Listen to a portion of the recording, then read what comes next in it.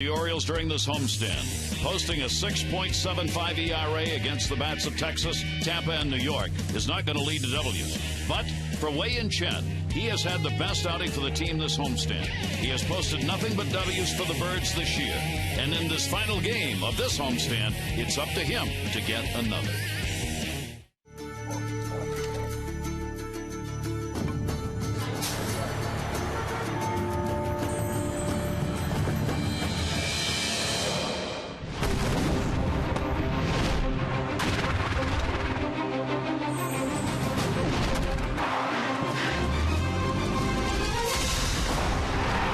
It's the Orioles on Masson and the final game of this homestand in the short two-game series against the Yankees. The Yankees coming away with a victory last night, a much better weather night for game number 2 here at Camden Yards tonight. Well, the Orioles are going to wrap up those 15 games that were being talked about a couple of weeks ago. This is the final one in that stretch. We'll talk about that during the night tonight. Things have varied over that stretch for the Orioles. You go back to last month, we spent a lot of time talking about the starting pitching and how good it was. Well, take a look at the numbers for April and for May so far. Maybe we were a little overemphasizing April. You look at the innings pitched per game, 6 is okay. Should have been a little higher. 5.2 is not enough. That's when the bullpen starts to get overused. The earned run average has jumped. 3.63 in April, up to 5.32 in May. Strikeouts and walks, that differential also has gone down. The opponent batting average has gone up, and the quality starts, only 5 out of 13 so far this month. The last 9 games, there have been only 2. It's not that we point that out to be a negative, Mike, but it's a fact that right now, with Chen going to the mound tonight, this is another one of those games where the Orioles really do need a deep start. Well, there's no doubt about it. I mean, he's got to be the stopgap right now. A little bit of bleeding here over the weekend with Tampa losing that last game, tough loss, and then last night, the tough loss. So team's looking for Chen to obviously stop the bleeding a little bit. But, you know, the numbers through May might be a little bit skewed. Obviously, they show up with the ERA and the opponent's batting averages, but it's still only 2 weeks in. They did have a tough stretch going on, and they've been successful. They've had 8 wins, and it's a long season. The pitching staff is going to go through ups and downs, and the whole key is to try to keep those downs stop them as soon as possible, and that's why they're looking to Chen to stop that tonight. And if anybody's going to do that right now, it probably is Wei-Yin Chen. Wei-Yin Chen has been not a surprise, but I think even better than the Orioles thought he was going to be, as he has assumed the job at the major league level really without hesitation. He's done a super job. He really has. And, you know, it's going to be interesting to see the adjustments he has to make now facing the Yankees for the second time. But he's had great success here early on. He's had great composure, which I think is a key. He's proven his stuff can work at the major league level. And now as the season goes on, being able to make the adjustments to the hitters that are going to make the adjustments to him. And the Oriole hitters, well, it will not be easy tonight. They go against a pitcher who has just done damage to the Orioles, CC Sabathia. 2 lefties on the mound when we come back.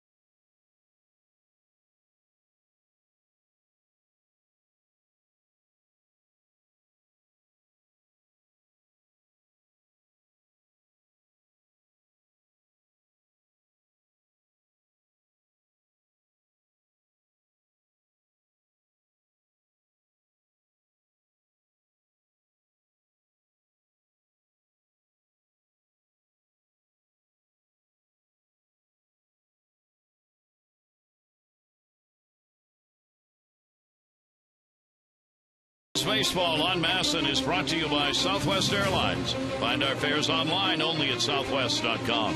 And by Jeep. Jeep with the unique brand of freedom you'll find only in the full line of Jeep vehicles. Visit Jeep.com to learn more. It is a very pleasant evening tonight. Early summer kind of night. Take a look at our train game time temperature at 79 degrees. A little breeze blowing out towards center at the moment. Visit train.com for an independent train comfort specialist dealer near you. It's hard to stop a train. Take a look at the Yankees starting lineup now. It is brought to you by Dodge. They've got Jeter, Swisher, and Cano, Rodriguez, Teixeira, Granderson. Then at the bottom, Jones, Nix, and Stewart. Against the left-hander tonight, Jeter continues to lead the majors in hits. See your authorized Dodge dealer and experience a world of performance, design, and fuel efficiency. Schedule a test drive or go to Dodge.com and check out their powerful lineup. Well, here's the scouting report on Wei Yin Chen. Keep it rolling, Chen. In his last start, he kept that powerful Texas lineup quiet, throwing 7 2/3 innings to get the win. He's got to pound the zone, continue to throw strikes. His last outing, threw 70 out of 100 pitches were strikes. Great start. And be the stopper. We had talked about that earlier in the show. After tough losses to Tampa on Sunday and New York last night, Chen needs to stop the bleeding. Wei Yin Chen with that 2.43. That is the 5th best earned run average in the American League coming into this game. Both pitchers tonight have not lost a ball game. Sabathia's 5-0, Chen's 3-0. So it is a something got to give game. There are the numbers against the lefties righties on the season. 241 overall. Number he would like to pick up on. He's retired 62% of leadoff batters. Like to get that up a little bit to around that 70 mark. You can do that. You're generally in pretty good shape. And there's a tough one to get out. Derek Jeter. Jeter's got a 4-game hit streak now. He had a 1 for 5 in the ball game last night to keep his streak alive. There's the 367 batting average that he has put up on the season. 1-0 delivery to Jeter, and that'll be put up in the air. Third base. Tolleson was in. He's got a backup. Hardy comes over to call him off, and Hardy will put it away. Well, here's the Orioles defense tonight. Xavier Avery gets the start in left after collecting his first major league hit and RBI last night. Jones in center, Markakis in right. Steve Tolleson getting the start at third. J.J. Hardy at short. Andino at second. Wilson Bedeman at first, and Matt Wieters doing the catching. Here is Nick Swisher, moved up against left-handers from the bottom part of the order towards the top of it, batting second in the ball game tonight. Swisher, the switch hitter, who is leading this ball club in RBIs. 233 right-handed, 293 left-handed, and takes the pitch for a called strike. He's had 7 home runs. 6 have been hit from the other side of the plate. Wei Yin Chen, you'll see hitters step out on him. Doing it already is Swisher, because Chen again is someone who likes to work quickly. Yankees will try and slow him down. The 0-1 delivery, and that will miss 1-1. I think a pretty good pitch right there. I was talking to Rick Adair earlier today about Chen, and said his velocity slowly climbing. And good sign, because he's had to make adjustments here after coming over from Japan, where they throw on 6 days rest, and his body's starting to get used to the 5 days. Throwing all fastballs here to Swisher, about 92 miles an hour on the pitches. Swisher takes it. Count goes to 3-1. One of the every season walk leaders. Swisher with 11 so far this year. Not at the rate he normally gets them. 3-1, great pitch down and into him. 3-2. Well, Chen really likes to establish that fastball early in games, and it's been a key for him. And here's a nasty fastball down and in. Swisher a little over anxious in the 3-1 count. But when you have a pitcher like Chen who throws strikes, you tend to get aggressive at the plate. Our Nissan Pitch Track. Go to a Nissan dealer for great deals on innovation you can count on. Innovation for all. 3-2 delivery. It's a short. Hardy. Easy throw. 2 down. Chen has given up only 1 run in the first inning of the previous 6 games that he has started. I mean, he hasn't given up a lot, obviously, to have a 2.43 ERA in any innings. You see, not allowed more than 3 earned runs in the 6 starts that he's had this year. And Robinson Cano with 2 down and nobody on. Cano will make him wait a little bit, so Chen will go to the back of the mound. The cat and mouse game begins. This is what you do not want to let the Yankees get to you. Chen shows a little frustration right there as he walks away because Cano wouldn't get in the box. That's what we're talking about. They're going to do that to Chen and hope that it has some effect on him. Here's the delivery to Cano. He'll take the breaking ball for a strike. Last 10 days near the top of the pile, Neva for Boston, and then Nunez, who's no longer with the Yankees. He's been sent down to work on his third base job. Robinson Cano at 444, and Trumbo, the rookie. Big cut on that one, and he's behind on the count 0-2. Well, he started Cano off with that nasty slider away and then just blew a fastball by him on the outside corner. It's a great pitch, too, because you could see the frustration in Chen with Cano stepping out, and he starts him off with that slider just to keep him kind of on his heels. Got him. Chen, a dramatic inning, if you will, as he retires the side in order. 93-mile-an-hour fastball to wrap it up.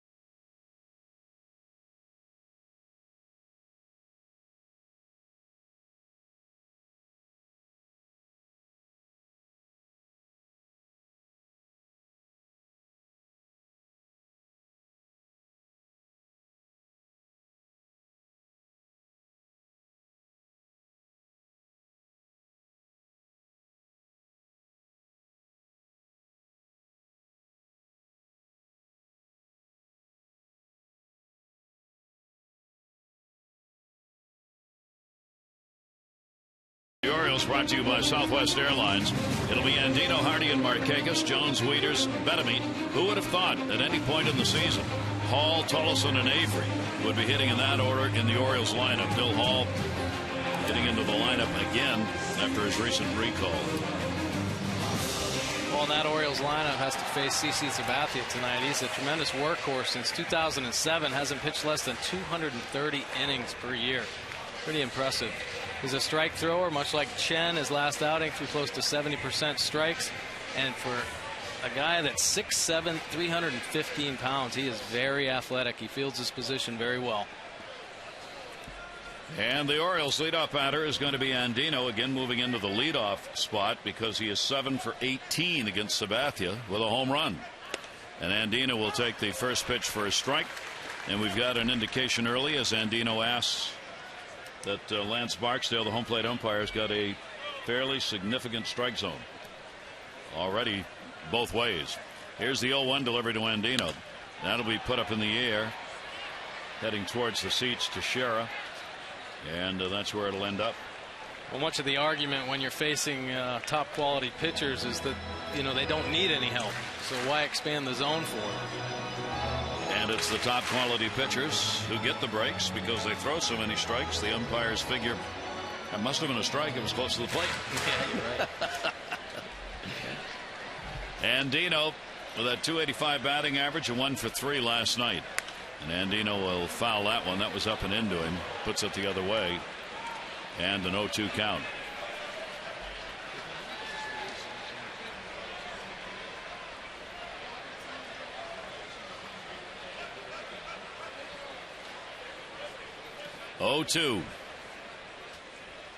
And Andino will go down swinging.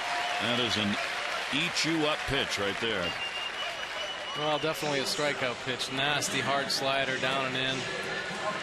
Changes that eye level with the pitch before with the high fastball, and then he throws that hard slider. Pretty tough to lay off when he's throwing 94 miles an hour. Sabathia comes in third in the American League in strikeouts. 7th in the fewest walks surrendered. J.J. Hardy. Hardy will take it for a strike.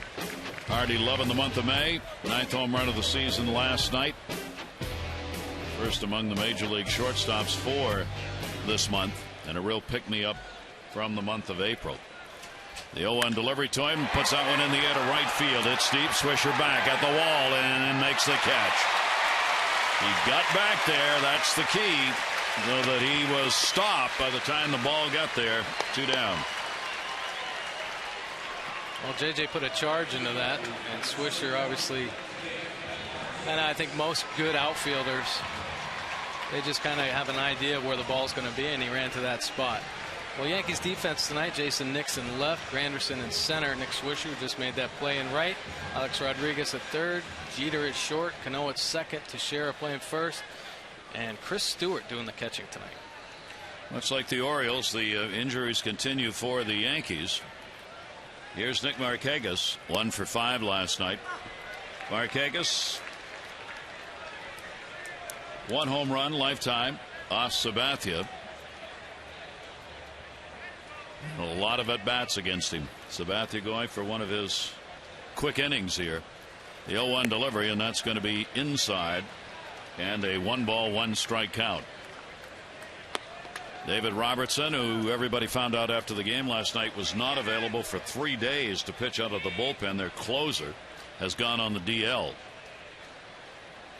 1-1 delivery, and that will be taken outside, and a 2-ball, 1-strike count. Clay Rapata, whom we saw leaving the dugout after he pitched a third of an inning, has a virus. He is here at the ballpark, not feeling well, and whether he's actually available or not is real questionable. Here's the 2-1 delivery to Markakis. That'll go to first base. Easy play for Teixeira, and both pitchers start out retiring the opposing side in order. Baseball night here at Camden Yards. No score.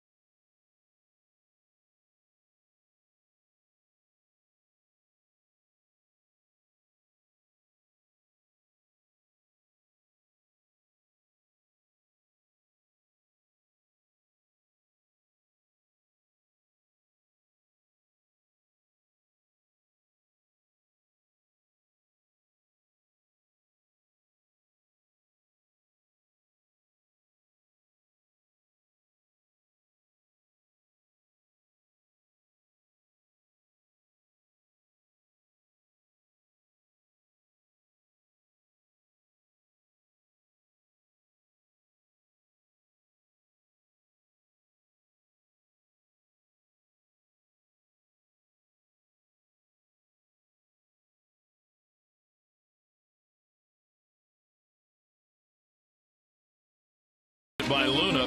Call for the Luna double and get your second room of flooring free. 877-241-LUNA. Out of blue sky showing up at sunset time. Some thunder bumpers have been around the area, so there are some high cumulus floating around, but all in all, a very pleasant night here.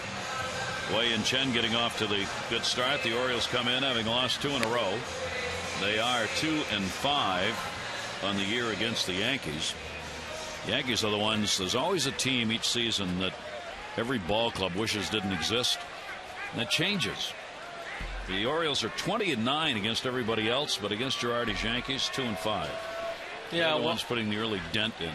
Well, I think the Yankees have caused a lot of teams trouble over the years. But unfortunately, with the good start the Orioles have had, they've had to match up against the Yankees, and the Yankees have played a little bit better baseball. If you look at the numbers for these two teams as A-Rod stands in, the Orioles actually have the better statistics in the series in the games against the Yankees. The batting average is better. The runs are even. They both scored 28 runs. Orioles have had 68 hits. The Yankees have had 61. The Yankees have 8 home runs. The Orioles 7.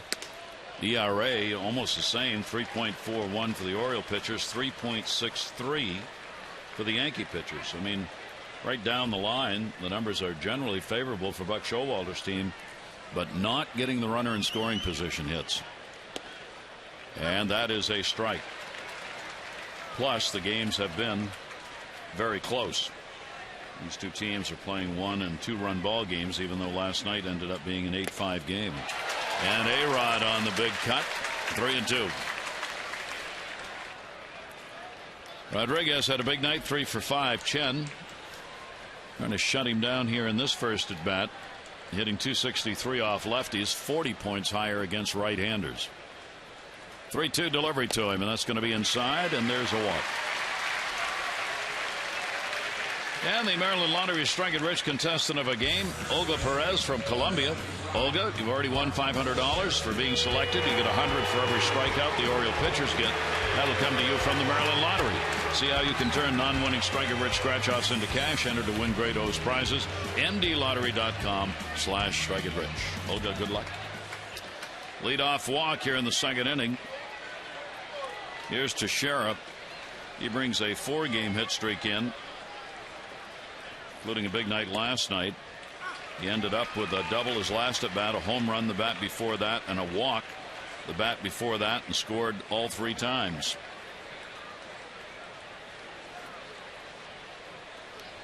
Teixeira's .233 off lefties, .231 off righties so far. And that pitch will be inside to him. You know, that's a great reason why Chen's had so much success here in the early going. He's established that fastball in. He can throw it off the plate in to move guys' feet, and he can spot it and locate it for a strike in there as well. 1-1. A-Rod's running. Oh my gosh. Chen didn't look. Chen still had the baseball, and A-Rod was halfway down to second base.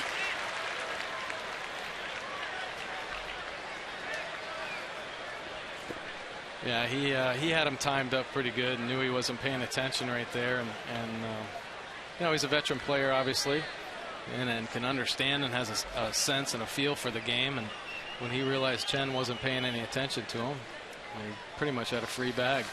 That's 4 for 4 stealing bases for Rodriguez. That takes away the double play, puts him in scoring position for Teixeira.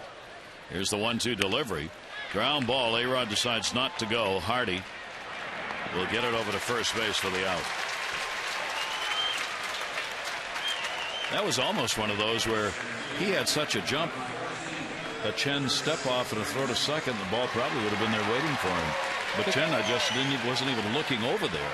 Well, you know, pitchers fall into tendencies sometimes where they just get into a rhythm, and Alex Rodriguez was probably timing him at a 2 count, and he was consistent with it, and maybe he picked it up in video from his previous start or whatever, and it held true, so he took advantage of that. And he might have left a little bit early, but sometimes pitchers are blind to that when they don't think a guy's going to run. Yeah, because it looked like he was looking right over there and not seeing him. Exactly. Here's Granderson. Curtis Granderson will take it for his strike. Granderson had a 1 for 4 in the ball game last night, hitting at .257, second in the league in home runs. He's got 12. He also has 21 RBIs, just out of the top 10 in runs batted in. 6 behind Josh Hamilton for the home run lead. And a great pitch. 0-2. There you see the home run leaders. Hamilton with 18. Dunn now has moved up to tie Granderson. Edwin Encarnacion and Adam Jones has 10. I don't know why, but I have a sense Hamilton is not going to win the home run title in the American League. Why do you feel that? Health? I don't know. Health reasons? No. I just think guys who jump out like that. Bautista's been a difference in the past couple of years, but over the years, guys who hit home runs early, even if they're home run hitters, you can't keep that pace up, and you start falling back just little by little, especially since it's only a month and a half in, and you get back to your level, and other hitters start passing you by. We'll see. I'll talk to you in September. The delivery is going to be taken inside, and a 1-ball, 2-strike count.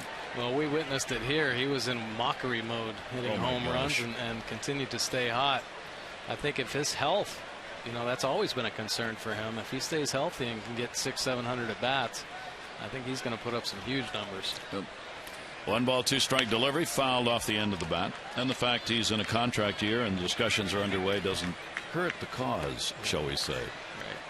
Right. Especially when he also said, I'd like to play in Texas, but if I don't, that's okay. Yeah, other teams' ears that perked right up, right? A lot of phones started ringing. And a 1-ball, 2-strike count. Shift on. Hardy right behind second base. 1-2 delivery in the air, center field. A-Rod's gonna tag. Jones makes the catch, and A-Rod's not going to go anywhere.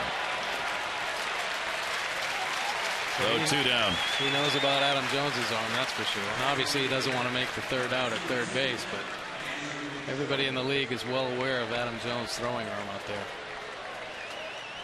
We talked about his home runs, but boy, has he been a well-rounded player here in the early going for the Orioles. He just continues to get better and better, plays hard. Every play he hustles down the first base line and puts pressure on the defense and continues to play that Gold Glove caliber center field. So after A-Rod got on, stole second, Teixeira's grounded out, Granderson flies out, and now here's Jones. Andrew Jones getting the start, and the breaking ball taken inside. Jones 182 against left-handers and 353 against right-handers. Why is he playing? Because they don't have anybody else. The injuries are piling up.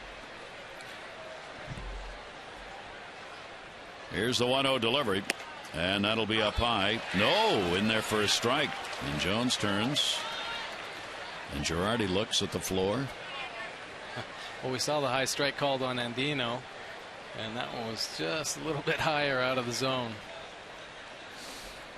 A-Rod off second base.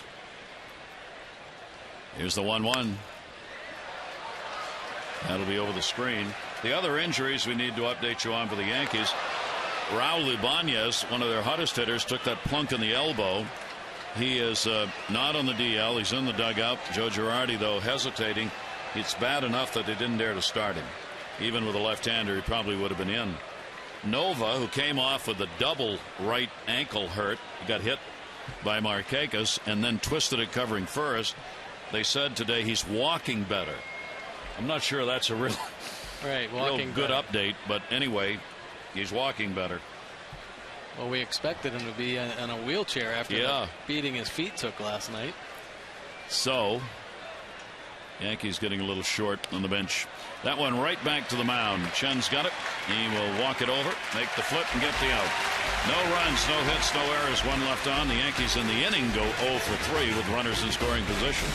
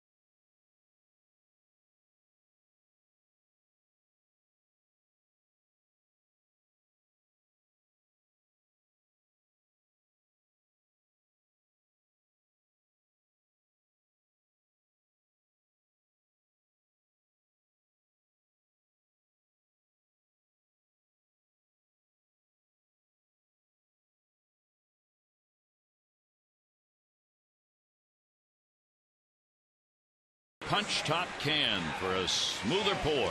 Not just a good time, it's Miller time. With Mike Bordick, I'm Gary Thorne. As the two left-handers join in battle here. Great night to be outside watching a ball game. CC Sabathia. You'll have Jones, Wieters, and Betemeet coming up against him. 16-2 lifetime against the Orioles for Sabathia, and an even better percentage here at Camden Yards, where he has gone 10-1 with a 2.95 ERA. And Jones will take it outside for a ball. Adam Jones hitting .333 lifetime against Sabathia with 2 home runs. Comes in with a 6-game hit streak, including a 2 for 5 in the ball game last night. A-Rod in even with a bag at third. Don't need to be even with that one. Back in left field. Nix is going back, and goodbye! Home run! Adam Jones gets his 3rd career homer off CC Sabathia. His 11th of the year, his 23rd RBI.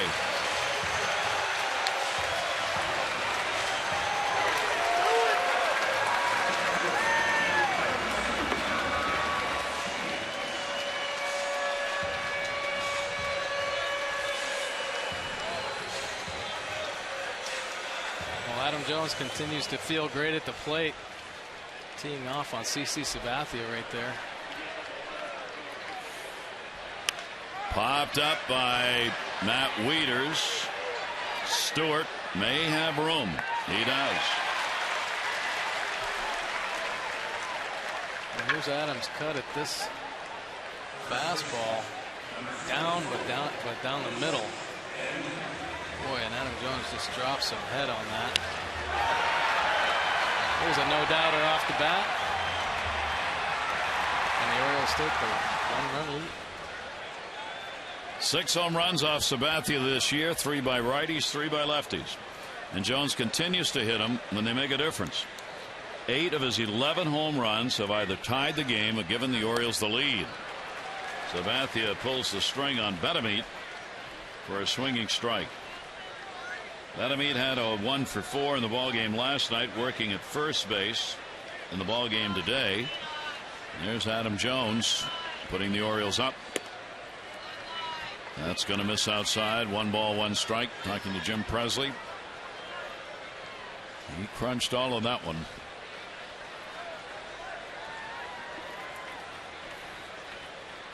And the Orioles' first hit of the game. 1-1 delivery.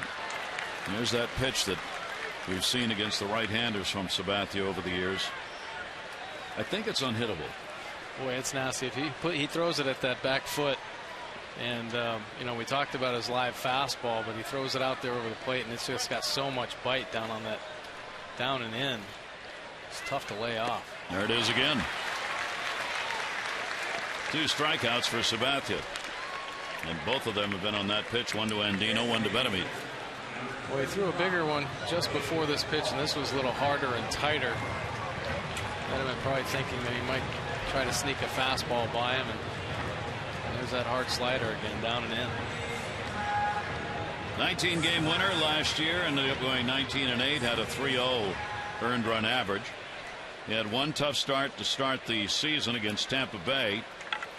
Since then, he's dropped his ERA every ball game. He gave up 5 runs, 8 hits, and 6 innings in the opener. Breaking ball is in there for a strike. And there is Bill Hall, first home run of the season, coming on Saturday. Hall gets to be the designated hitter for the Orioles in the ball game tonight. 0-1 pitch to him, and again stays inside, and it's a called strike. I think he's back in the lineup because his eyes finally healed up after all that shaving cream that got thrown into it by Adam Jones. It's amazing anybody sees after that. Oh, I know. The whipped cream's okay. The shaving cream, that hurts. Yeah. Here's the 0-2 delivery on the way, and just right back in there. So after giving up the home run to Jones, he retires Wieters, Betemeet, and Hall. But Adam Jones kicked off the inning with the long ball, his 11th, and the Orioles have a 1-0 lead.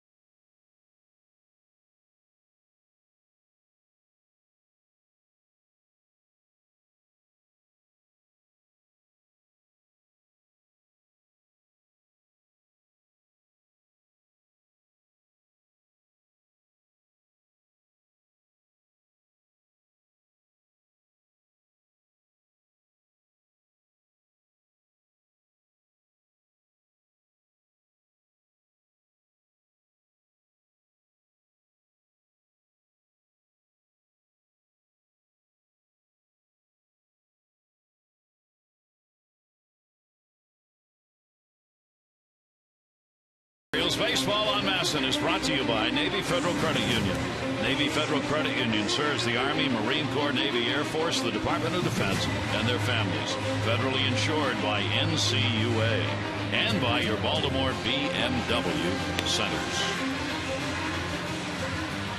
Other ball games today. The Nationals were beaten as Strasburg took his first loss today, 6-1. He is now 3-1. Bass the winner, 2-4. Tough day. Got started. It was raining. It was wet. He was having trouble controlling his pitches. Then they had like an 8-minute rain delay. Came back out at a 3-2 count. Gave up a 2 RBI single, and ball game was pretty much over. He pitched only 4 innings. Strasburg gave up 4 runs, 7 hits over 4 today. Here is Jason Nix. Nix getting into the lineup. One of those players that is getting an opportunity because of injuries to others. So Nix is making the start in left field.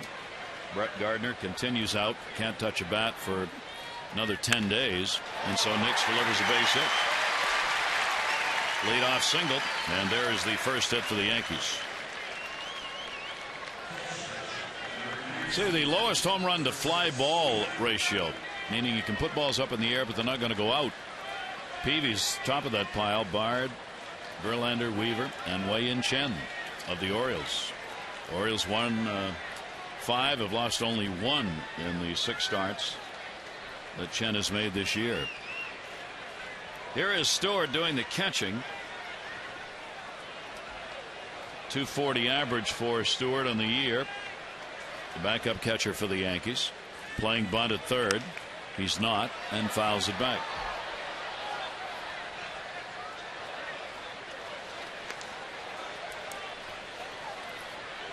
A little surprised that Girardi didn't put something on there early in the count, because obviously the beginning of the game they were trying to step out on Chen, break his rhythm up, and maybe a strategy offensively would be to do something to disrupt his rhythm by maybe bunting or hitting and running.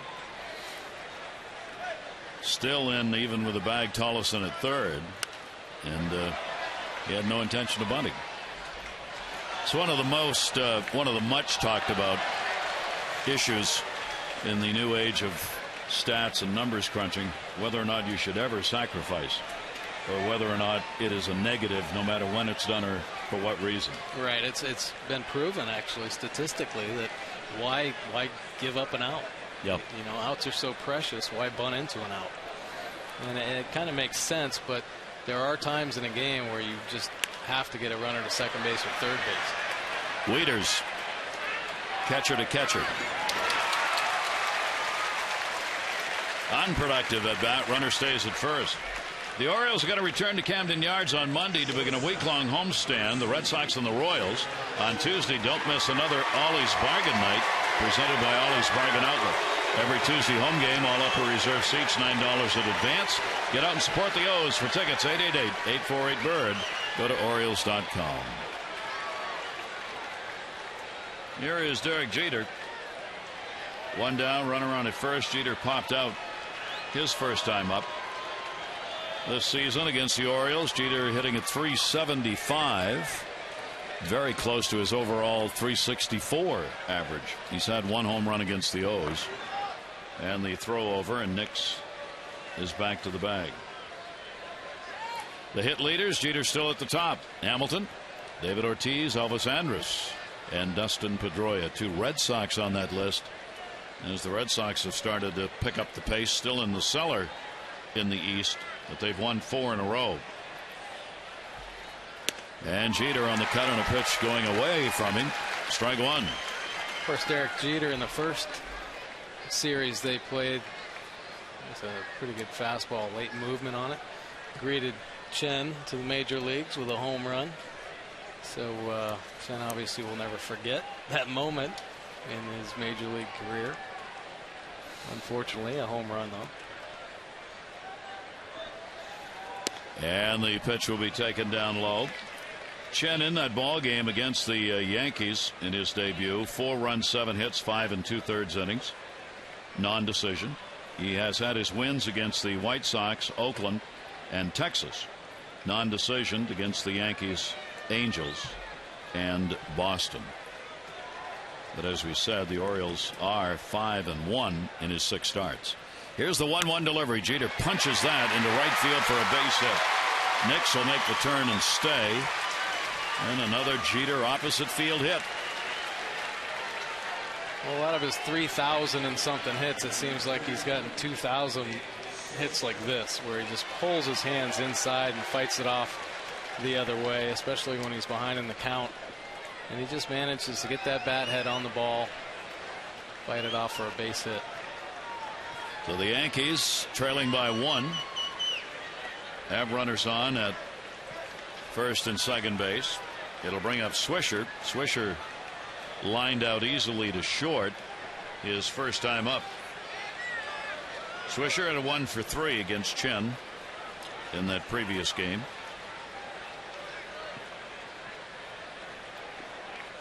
The Yankees, even though they won last night, they were 1 for 11 with runners in scoring position, believe it or not. They are already 0 for 3 in this ball game. The Orioles, even though they lost 8-5, went 3 for 10 with runners in scoring position and lost the ball game. But Showalter's team stranded 8, and the Yankees left 10 on board. Well, unfortunately, that game got a little bit sloppy last night with some base on balls and a couple misplays that led to runs. That'll be down low, and he falls behind on Swisher, 2-0. Not sure there's anybody better at getting ahead on the count than Nick Swisher. It seems he has like the eternal patience, doesn't he? He sure does. He just never swings at a first pitch. Growing up in Oakland, right? He learned that Billy ball. He stuck with him. 2-0 delivery on the way. That's going to go to short. Hardy and Dino relay. Got him. No runs, 2 hits, no errors, 1 left on base. Orioles have the lead, 1-0.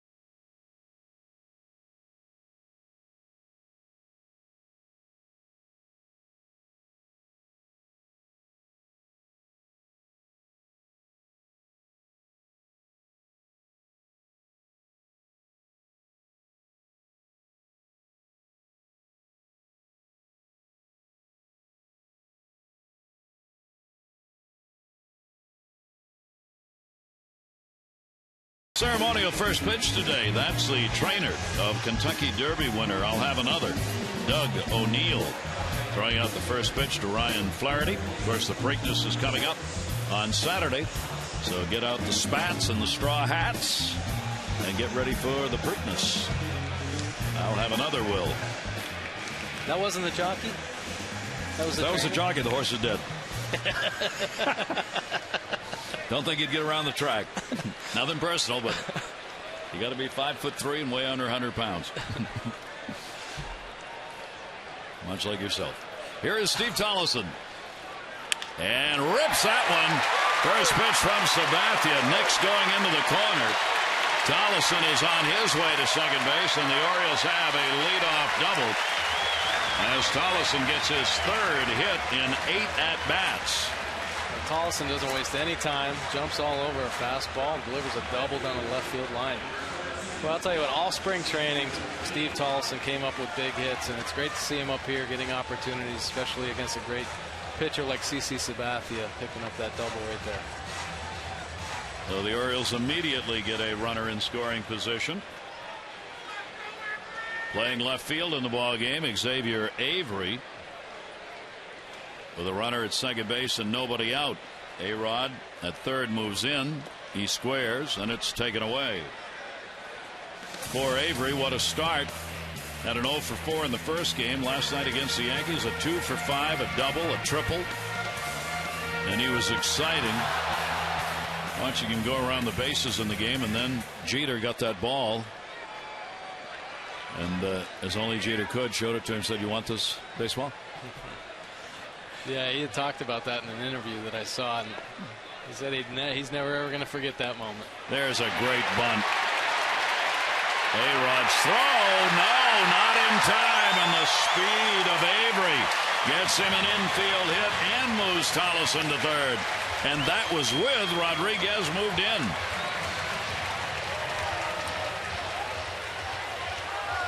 Well, Xavier Avery has spent most of his minor league career working on bunting because of that great speed. Alex Rodriguez obviously aware of that. But man, oh man, did he get down there. And, you know, A-Rod made a nice barehanded play. But boy, you can't teach that. That great speed right there. No, he's got another hit.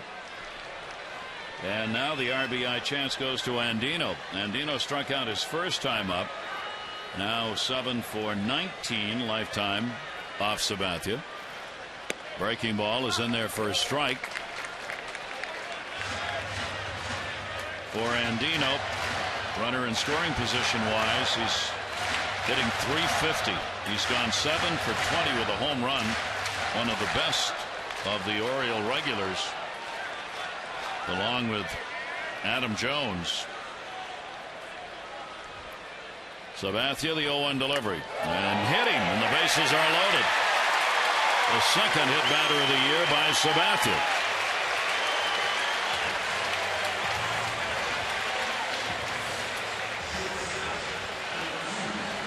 Yeah, he's been pretty good about hitting his spots all night, but that pitch right there just kind of got away from him a little bit. Wanted that fastball in, but it took off and just clipped Andino's jersey right there. And Robert Andino is probably happy it hit his jersey and not his rib cage. Yeah. So the Orioles bases loaded, nobody out. Here's Hardy, flied to right, first time up. Big chance for the Orioles, big inning possibility. That is taken for a strike. Hardy with the 3 grand slams in his career. This year with the bases loaded, he's gone 0 for 3. The Orioles, with runners in scoring position, are 5 for 19 with the Wieters grand slam home run. Here's the 0-1 pitch, and that will be taken. 1-1. So Sabathia having to work here in the third inning. Steve Tolleson jumped on that first pitch fastball and threw first pitch ball to Avery, first pitch breaking ball to Andino, first pitch breaking ball to J.J. Hardy. So I think Tolleson kind of scared him off that fastball. 1-1 delivery on the outside corner. Hardy going, Hardy, you see, 400 during that last 40 at bat, 16 RBIs since May 6, 11 runs since May 6. Both of those up there tied for first in the majors, covering a 9-game span. Hardy with a 1-2 count, and just missed with that one, and Sabathia with a breaking ball takes it to 2-2. Well, that's a good take right there by J.J. Hardy. We've seen a few hitters for the Orioles offense tonight chase that slider down and in. A nice take right there. Orioles have loaded him up. 2-2. Nobody out. And Hardy towards the middle. Jeter's got it. There's one. Cano to first. There's 2. A run will score. The Orioles have a 2-0 lead, but Sabathia gets the ground ball he wanted. No RBI. There's JJ's at bat. First pitch breaking ball. Down and in fastball. Paints a fastball away, then throws that hard slider down in. JJ doesn't bite, but then tries to locate it away. JJ goes after it, hits into a double play. The Orioles were concerned in as far as back as spring training about two matters offensively in particular. One with the strikeouts, the other the double plays. And the Orioles are piling up in both categories. That's 43 double plays the Orioles have hit into. That's more than any other American League team. Here's Markakis. It does get a run in, and it puts a runner at third base now with 2 down. Nick Markakis grounded out his first time up. There is Avery, who had a single. He's the lone base runner on now over at third base. Sabathia with the 0-1 delivery. That's inside, almost caught Markakis. Orioles in strikeouts ranked 12th among the 14 teams in the American League. Seattle has struck out more than any other ball club, and tied with the Orioles. Minnesota coming into the game in K's. Markakis 1-1, and that pitch will be taken down low. 2-1 strike count.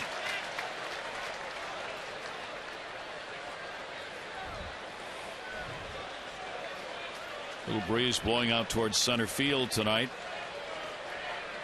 Granderson playing shallow in center, as he always does.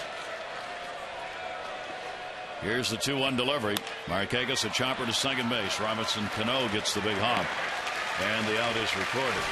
So the Orioles hope for a bigger inning. They will get a run on a couple of hits, leave one on, and have a 2-0 lead.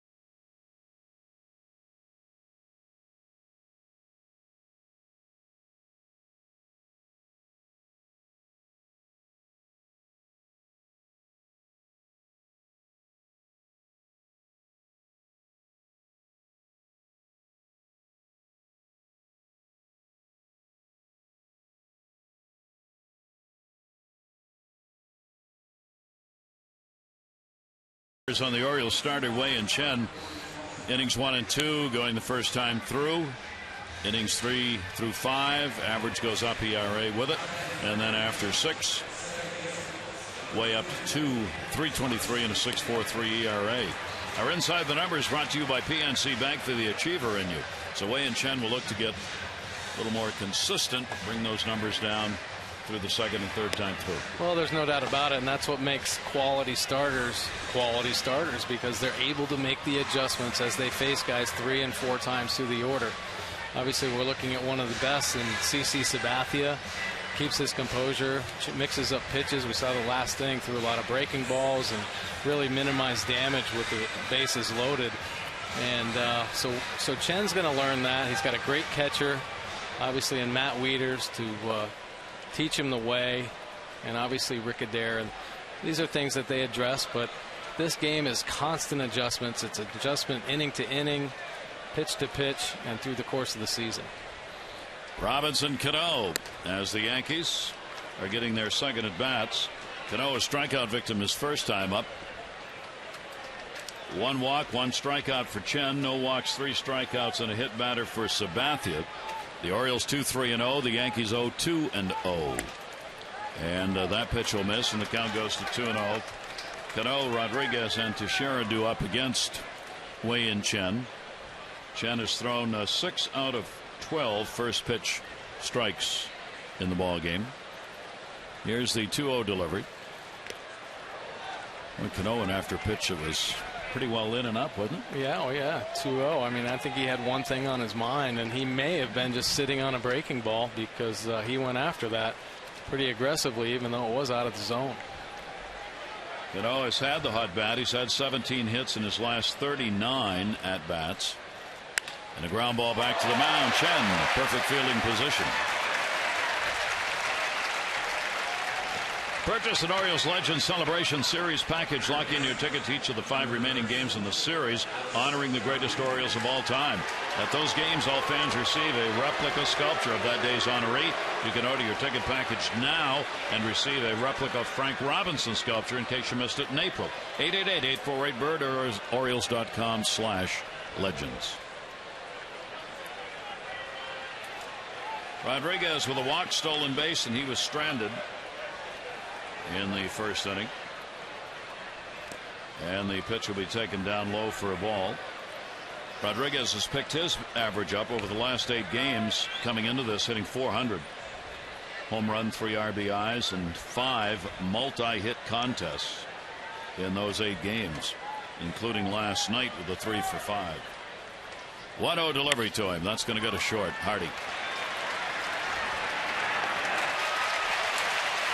2 down. Jen's now recorded 6 ground ball outs and 4 fly ball outs in the game. I was just going to mention the ground ball to J.J. Hardy right there. I know the Orioles have had some problems defensively, and you know, it seems like on the corners especially, but the Orioles' strength and one of the huge reasons why they are tops in the division right now is the strength up the middle. J.J. Hardy and Andino playing solid defense. Matt Wieters doing the catching, and Jonesy obviously in center field. Mark Teixeira grounded out his first time up.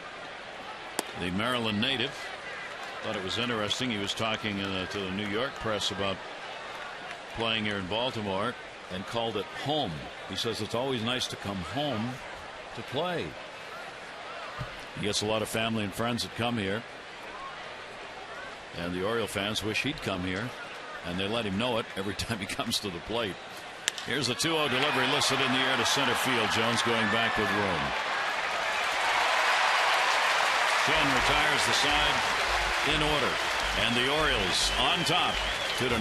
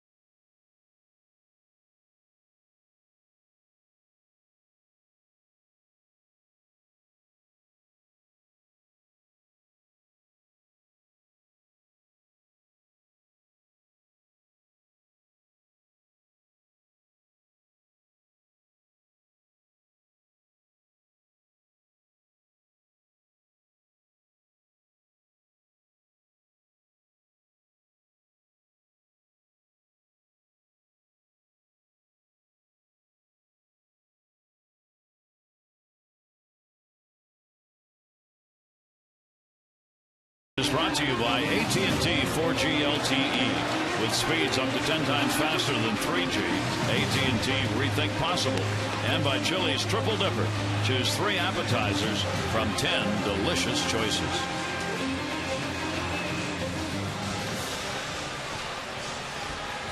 Here at Camden Yards, the Orioles are 11-9 on the season, 11-5 away from their home ballpark. Jones, Wieters, and Bettamy coming up. We go to the bottom half of the 4th inning against Sabathia. Jones delivered his 11th home run in the 2nd inning. Now has a 7-game hit streak.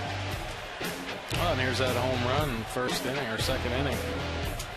by Jones. 351 lifetime against Sabathia. Making some noise on the end. And he'll foul that one off for strike one. Sabathia throwing 11 out of 13. First pitch strike so far, but the Orioles have been able to get the 2 runs on 3 hits off him. Here's the 0-1 delivery. Bunting. And that fouled off, hit the plate.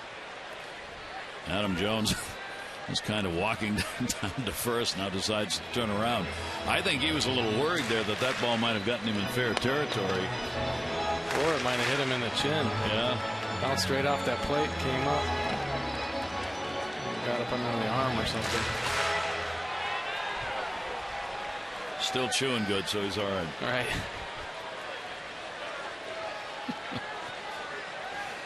Two-strike count on Adam Jones. Sabathia gets it in, popped him up at the plate. Stewart finds the ball, gets rid of the mask, and makes the catch. This day in baseball brought to you by Ocean City, Maryland. Go to OCOcean.com. Click on Summer of Thanks for special deals and discounts.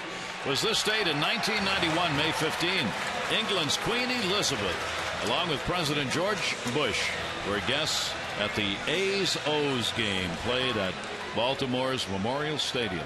The Queen seeing a little baseball in the Queen City on this date. I may have been there. You remember? I don't. That was a long time ago. Well, how would you if you couldn't forget if you were there with the Queen? Could you? Hey, man, I was a rookie, so I had a lot of other things on my mind.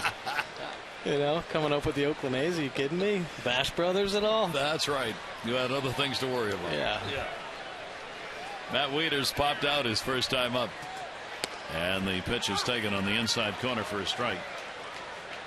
Sabathia, we told you of that opening day, 5 earned runs, 6 innings off him. Since then, over the last 5 starts, opponents hitting only 197 against him coming into this ball game. 29 for 147 in the last 5 games.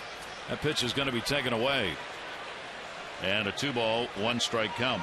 Sabathia's also tied a career high that he set back in 07. He's had 53 strikeouts in his first 7 starts, the most in a 7-game stretch to start a year ever for him. That is fouled off, and a 2-ball, 2-strike count. For Orioles alert you can't miss, including starting lineups, in-game updates, text Orioles 29292. That winning percentage he has against the Orioles is the highest by any pitcher in history against the Orioles since the club moved here in 1954. That 16-2 mark. 2-2 delivery, and Wieters takes it in the air to right field. Swisher misjudged it. That's going to go all the way to the well. Wieters will go into second base. He's got a double as Swisher actually underran that ball. Yeah, well, we had talked earlier in the game how most outfielders run to the spot where they think the ball's going to be. Well, Swisher misjudged this one by about 20 feet. He tried to cut it off in the gap. And it ended up almost one hop in the wall. Great swing going with that pitch. And boy, Swisher missed that one by a mile.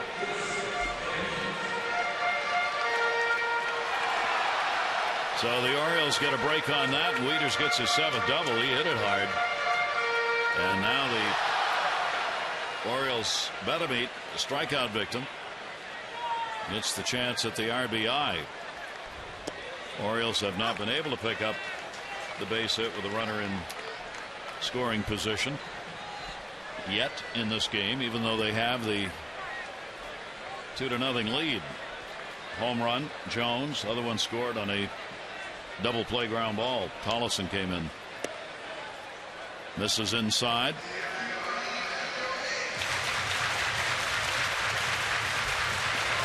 Well, CC Sabathia doesn't miss the glove very much, and there are many reasons why he's a successful pitcher. Obviously being able to locate all of his pitches, but he can pitch backwards as well. There are a lot of lefties that have success throwing off-speed pitches in hitters' counts, and vice versa, where he'll throw fastballs when he's ahead. So he mixes it up and always keeps you guessing up there. And with his plus stuff and command, obviously leading the way to his 185 or so career wins. Betterman laid off that pitch that was down and in that struck him out the first time. Here's the 2-1 delivery right back there. He's not going to give up on that pitch. And 2-ball, 2-strike count on Betterman with Hall waiting on deck, 1 down.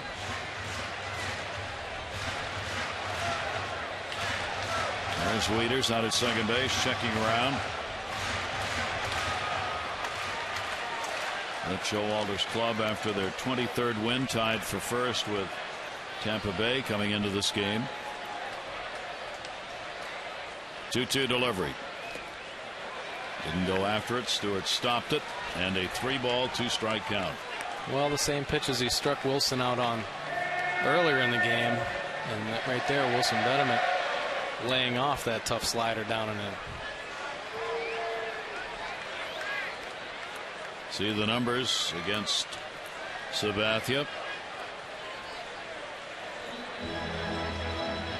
A little discussion there. Stewart, catcher, going out. Joe Girardi getting Stewart in, the backup catcher for this game. Hasn't played in the last 4. Yankees coming in at 20-15, a game and a half out. 3-ball, 2-strike count, Betterman. And down to third and foul. Yep, way out in front of that one. Well, that's the only way he's going to hit it, if he tries to catch it out in front of the plate, because if he let that go another 2 inches, it was going to be down on his back foot for a swing and a miss.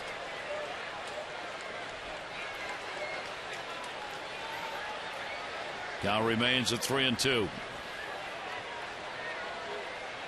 Cano holding the runner at second base. Betterman again. This is their battle right now. Sabathia says, I'm going to throw that breaking ball down and in at your back foot. Yeah, he's thrown it 4 times in a row, and Wilson keeps fighting. Boy, you think he can make a mistake with one of those, but he's so proficient at locating that slider. 8th pitch of the at bat to Betterman. 3-2 and walked him. Betterman wins the battle. Yeah, nice at bat right there by Wilson Betterman, fighting off some very tough pitches, throwing that base on balls. And the Orioles get 2 on. That will bring Hall to the plate. Bill Hall was a strikeout victim his first time up. Made his debut on Saturday against Tampa Bay, and 22nd player in Orioles history to have a home run first game playing with the club. First time since Asturias did it against the Yankees, Cesar Asturias, back in 2009. And this one will be fouled off. Put an uppercut on that one.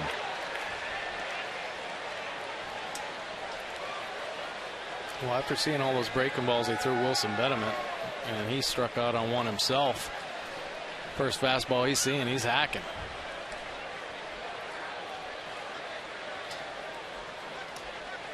Wieters on at second base. Betterman on at first. Here's the 0-1 delivery.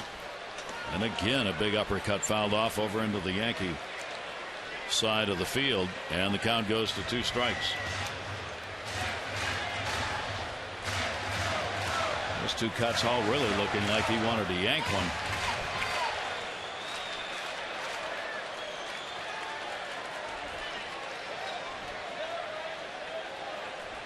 Orioles with another chance to have a substantial offensive inning here if they can find a couple of key hits. And again came in and got him. Sabathia with his 4th strikeout of the ball game. Well, he didn't really waste much time. He went right to that slider down and in, and got Bill Hall to chase it again for his second K on the same pitch. Sabathia getting 4 strikeouts. The Orioles 1 for 4 with runners in scoring position now, and now with 2 down. Tollison, who delivered a double his first time up. Collison jumped on a fastball in the 3rd inning. And so he gets an off-speed pitch to start him out here, and it will miss for a ball.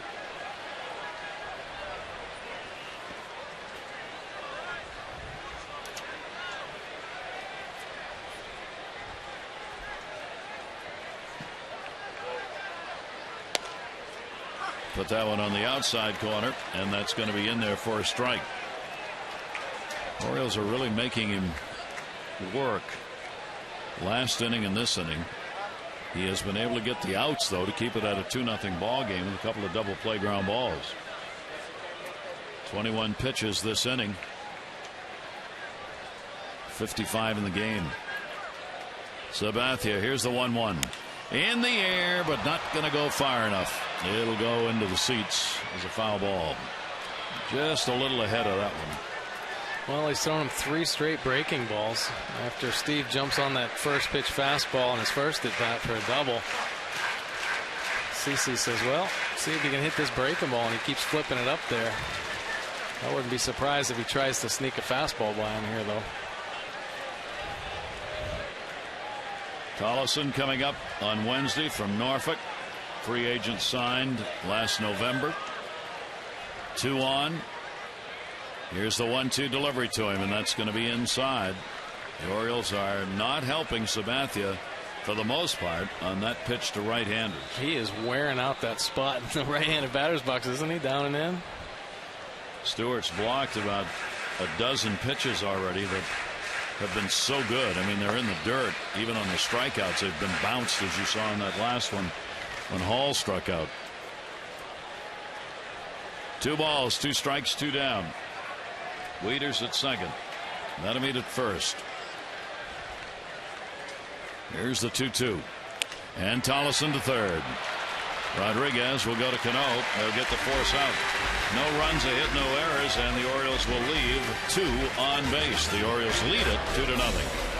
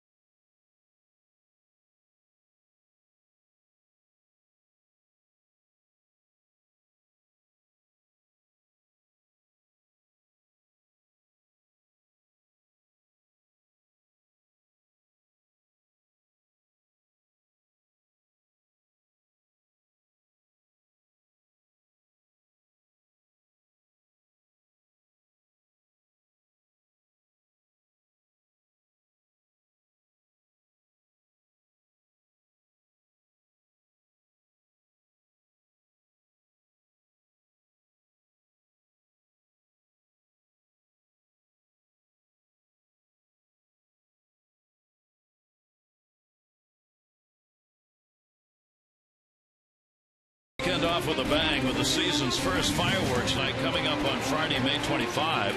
Just stick around after the Orioles take on the Royals 7:05 and a great fireworks display to light up downtown. Don't miss this Birdland summer tradition. Get your tickets in advance and save 888-848-BIRD or go to Orioles.com.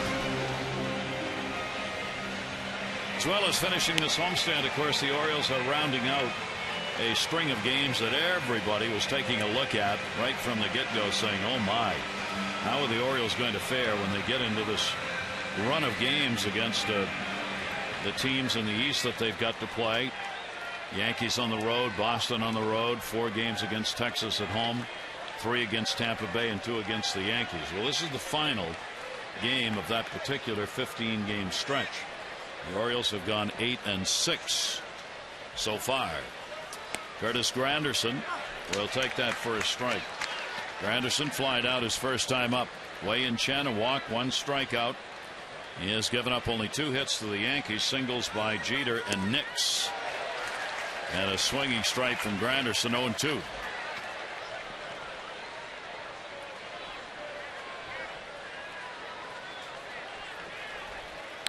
And he'll foul it back, and he's doing it against a team that puts up big numbers against left-handers. Chen's facing a Yankee ball club with a .294 batting average against lefties.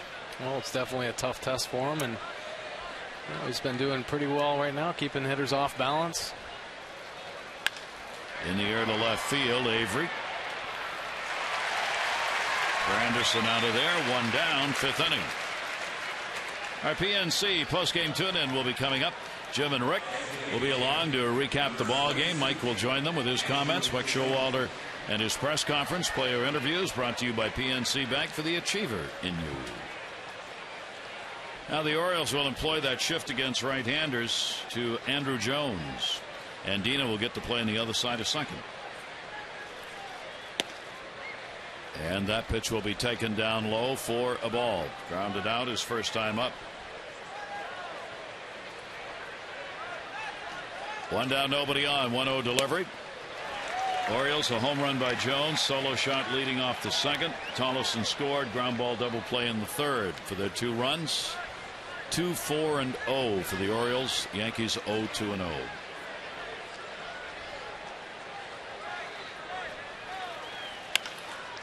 One and 2. Well, with Andino over there on the other side of second base, the shortstop side of second base, he's obviously pretty familiar with that spot. It's a little bit different when JJ moves over to the second base side. Just a totally different look. Now, Robert Andino has played shortstop and probably continues to take ground balls over there because he is potentially the backup shortstop if anything would happen to JJ or give him a day off. He's played over there a few times this year, a couple times. So it's an easier look for him. But I was talking to JJ about it. Just when you have to move to the other side of the diamond, your perspective on things just gets a little bit out of whack. You just don't feel as comfortable, obviously. It's like having a season ticket down the first base side for the ball games, and then you move to the third base side second deck. The whole thing looks different. You got it. 2-2 delivery is going to be taken away, and Chen goes full. 3 balls, 2 strikes. Jones, 10-time Gold Glove winner. Over the 400 home run mark. Now a utility player with the Yankees. 3-2 and got him. Chen, the strikeout, is second of the game. Wow, that was a great pitch.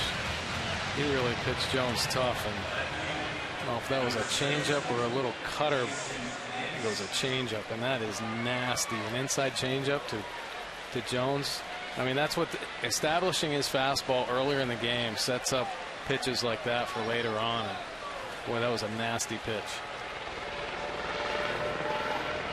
And here is Nix, who singled his first time up. And he will take the pitch for a strike. Jason Nix, he hasn't played in a couple of games. Had a 2-run homer, 1 for 3 Saturday against Seattle. Signed a major league contract, and the Yankees roster, having played only 8 games at the Triple-A level. He's worked with the Colorado, White Sox, Indians, Toronto, and now the Yankees. Chen with a 2-strike count on Nix. And the delivery will be taken down low. Wieters blocking that one. 1 ball, 2-strike count. Well, with all the injuries, obviously Nick's getting a chance to play, but you talked about the opportunities for so many young players.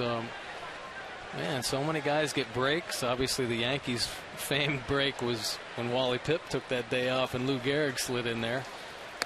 Great opportunity for him, but there's a lot of young players getting chances here in the early going of the season to potentially establish themselves or at least show their managers what they can do for extended playing time. Orioles, of course, having that happen with the likes of Hall, a veteran, Tollefson, Avery, the 22-year-old. It's going to miss down low. Endy Chavez, Mark Reynolds flew today to Sarasota. to start their rehab. That gives the 22-year-old in left field a chance. Tollefson gets an opportunity at third. Badameet's playing at first base tonight. And that one's going to be popped up in the air to shallow left field. Avery will come in. He wants it. It's his ball, and he's got it. That is a 1-2-3 inning, counting the double play. That's 8 in a row retired by Chen.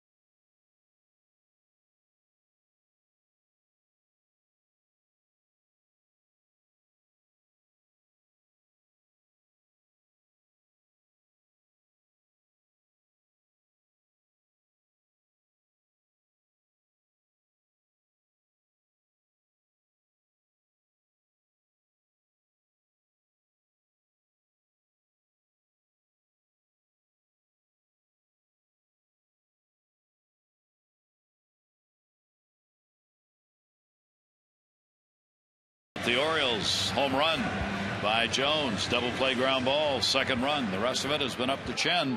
And Wei-Yin Chen, the Orioles starter, has been able to shut down the Yankees. Gary Thorne, Mike Bordick back here with you at Camden Yards. There's an aura of confidence around him on the mound, is there not, when he pitches? Boy, it seems like it. This kid has great composure out there. His confidence seems to be growing and growing, especially at his last great outing against Texas, and now matched up against the New York Yankees. And boy, oh boy, he's making some great pitches to some quality hitters. It's interesting because here was a pitcher who went to the Japanese League and clearly wanted to come to the majors because he put in his contract an out that allowed him to come earlier than other pitchers that pitch over there. So this is what he's been aiming for since he started playing pro ball. Well, isn't that great? Obviously a great athlete and a great pitcher over there, but wanted to challenge himself even more to play against the best players in the world in Major League Baseball. And he's faced some of the greatest players in the world here in the New York Yankees tonight. And so far, so good. Yankees have only 2 singles off him. The Orioles 2 runs on 4 hits. Sabathia against Avery. And the pitch misses down low for a ball.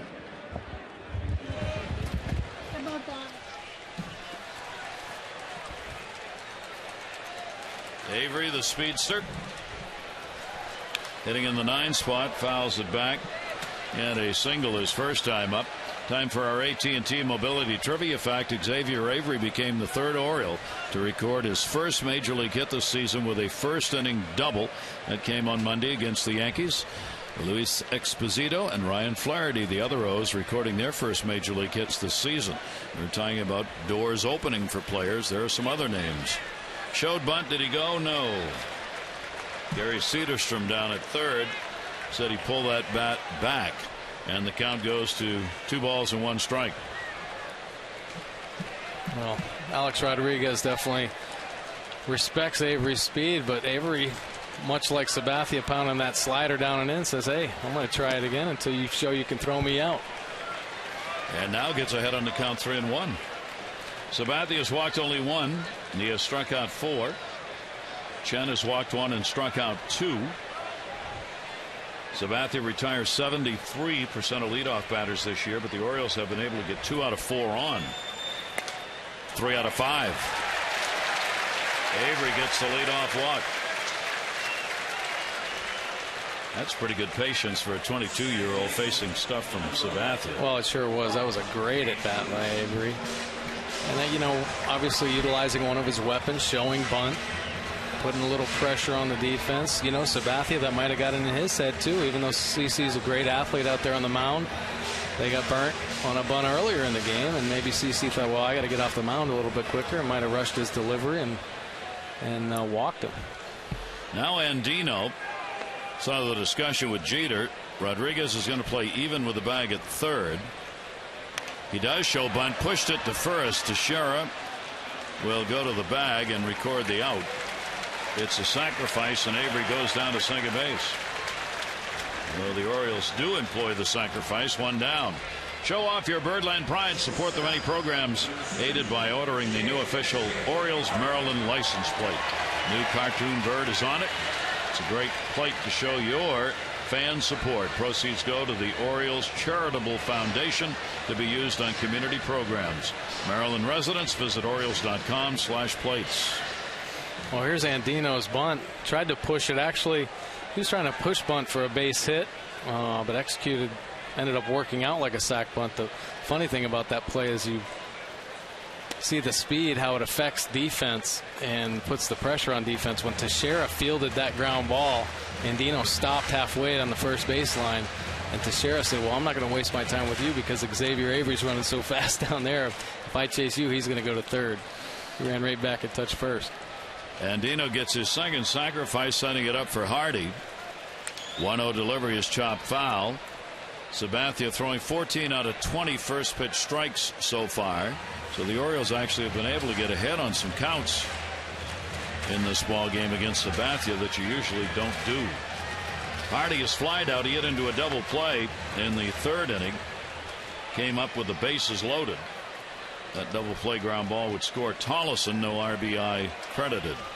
Hardy rips that one. That's into the corner in left field. It'll hit right at the base of the wall. Avery will come around to score. Hardy's got a double. The Orioles have a 3-0 lead.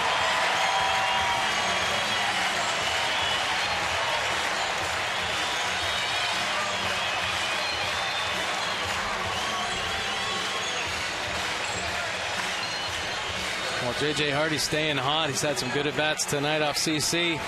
Drives that slider. That slider didn't get down in that dirt like he wanted it to.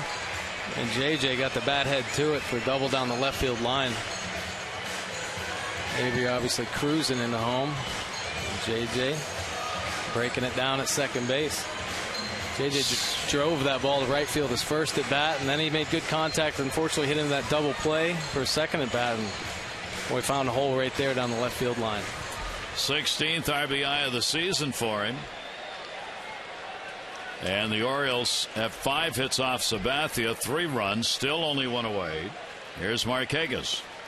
And that will be taken outside for a ball. And again, a first pitch out of the strike zone by Sabathia.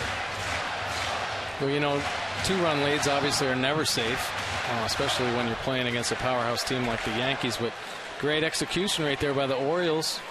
Avery drawing the base on balls, and Andino laying the sac bunt down, and J.J. Hardy getting the big hit. That's manufacturing a run right there. Sabathia had given up only 2 runs in each of his last 3 starts against Tampa Bay, Kansas City, and Detroit. 2 runs in each of those games. The Orioles have already put 3 up on the board in this one. 1 ball, 1 strike count to Marquez. That's going to be inside. Orioles now 2 for 6 with runners in scoring position in the ball game. They're moving up that ladder in the American League. They came in 7th with a .254 team batting average. A couple of points will move them up about 3 spots. Breaking ball, and Sabathia's just missing here, and he falls behind 3-1 on the count. And maybe even a little frustration showing that the Orioles been able to find a way to get these runs in against him. Well, it hasn't been easy here. I mean, we've had good at bats, a couple tough innings. He got out of a tough inning with the double play ball, but he's had to work. I mean, he's only had a couple innings where he's cruised through. Great off-speed delivery right there, and there's what we were talking about last night, Mike. The off-speed breaking ball, the fastball situation. Yeah, again. exactly. Just happens all the time now. It's not. I'm not even sure it's the exception anymore. No. 3-2 count. Runner off second base, and Marquez fouls it away. Nick with a .255 batting average and a home run lifetime off Sabathia. He has faced Sabathia 49 times in his career already. And a 3-2 count. Not a lot of secrets between these two. Hardy off second. Full count delivery. Had to reach for it. Granderson started back. Now he's got to come in. He'll put it away. 2 down. Tune in to the Mid-Atlantic Sports Report tomorrow, 5 to 6:30. Tom Davis, Mel Antonin, Dave Johnson, Phil Wood. All the latest Oriole news headlines as the O's begin their road trip in Kansas City and Washington. And Larry Rothschild's going to come out with Jones coming up and Wieters to follow, the pitching coach of the Yankees. Well, pretty interesting here. Obviously, Jones done some damage off CC Sabathia, but boy, Matt Wieters off to a great start as well, and not as much power production from the right side. So they may be discussing it out there, and CC's been around the game long enough. I think Rothschild might be saying, hey, who do you feel better pitching to? Or what do you want to try to do here? So we get to wait and see what they decide. Jones has obviously had the better numbers against him with a .333 batting average and 3 home runs, including 1 tonight. Wieters 5 for 22 with a home run. Runner at second base and 2 down. Orioles, the only team, 7 different players, 5 or more homers, led by Jones with 11. And that's going to go to the backstop. No play at third base, and Stewart sure looked like he got crossed up on that one. Well, I think that was the worst pitch CC's thrown tonight. And I think catchers also get comfortable with pitchers that throw strikes, and did not expect this ball to go up and away. He expected it to be down on the outside corner, and CC's just let go of that ball a little bit too soon, and Stewart couldn't react to it. The charging Stewart with a pass ball. Moving the runner over to third base. There are 2 down and a 1-0 count on Jones. And he'll take the pitch down low. And again, a 2-0 count. Well, with that wild pitch, or pass ball, excuse me, this gives the Orioles a really good opportunity, because CC, we've seen it all night. He bounces that slider down and in, and one of them, Stewart's done a great job blocking that pitch, but that may take away that pitch just for fear that it could get by him. Are they pitching around Adam Jones? It seems like they are. It seems like they are. Wieters waiting on deck.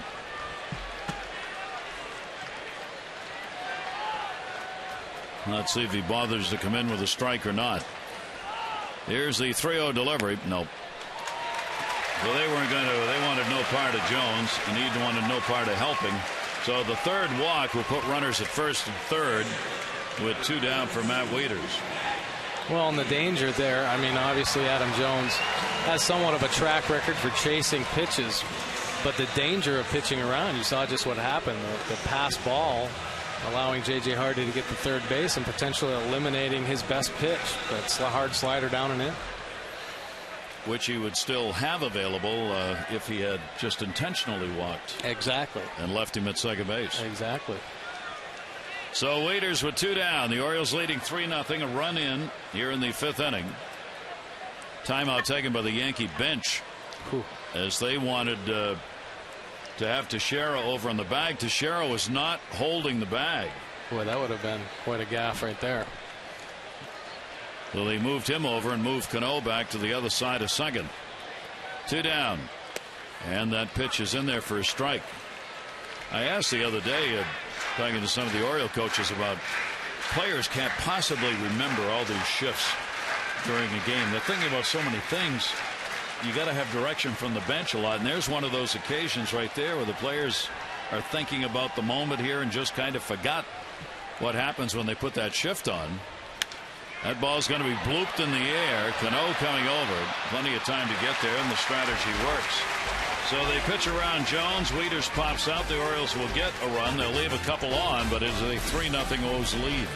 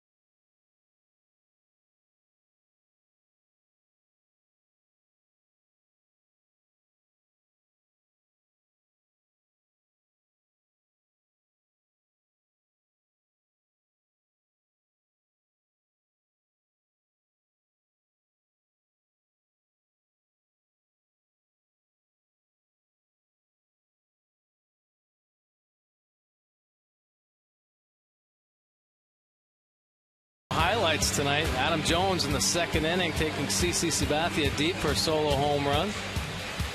And right after that, in the fifth inning, J.J. Hardy smashes a double off the wall, scoring Xavier Avery for a 3-run lead. And Chen has been masterful with 2 Ks.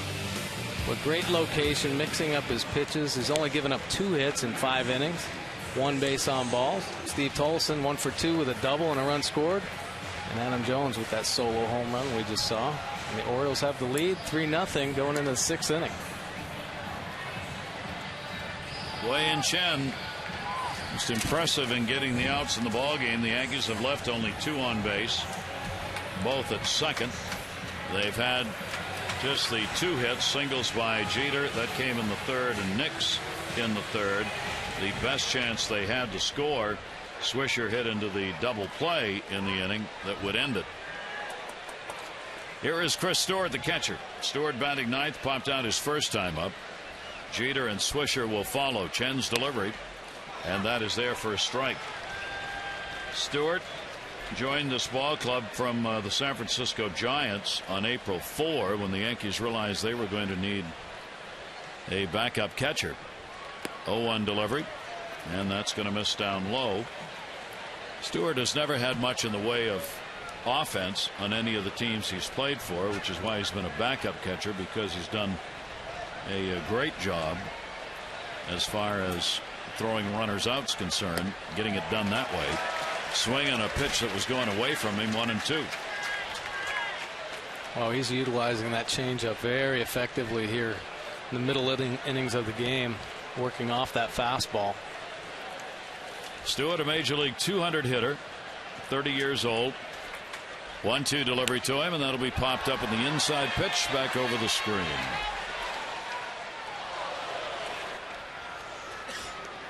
Chen gets ahead on the count again, a ball and 2 strikes. Well, Chen worked him away, a couple off-speed pitches, and then tried to sneak a fastball in on him. Great location, just fought that one off. And the 1-2 delivery on the way, and he got him. 3 strikeouts for Wei-Yin Chen. Boy, another great changeup right there. Very effective sequence. He threw fastball away, then changeup, fastball in, and changeup down. Really pretty masterful. Great location with all those pitches.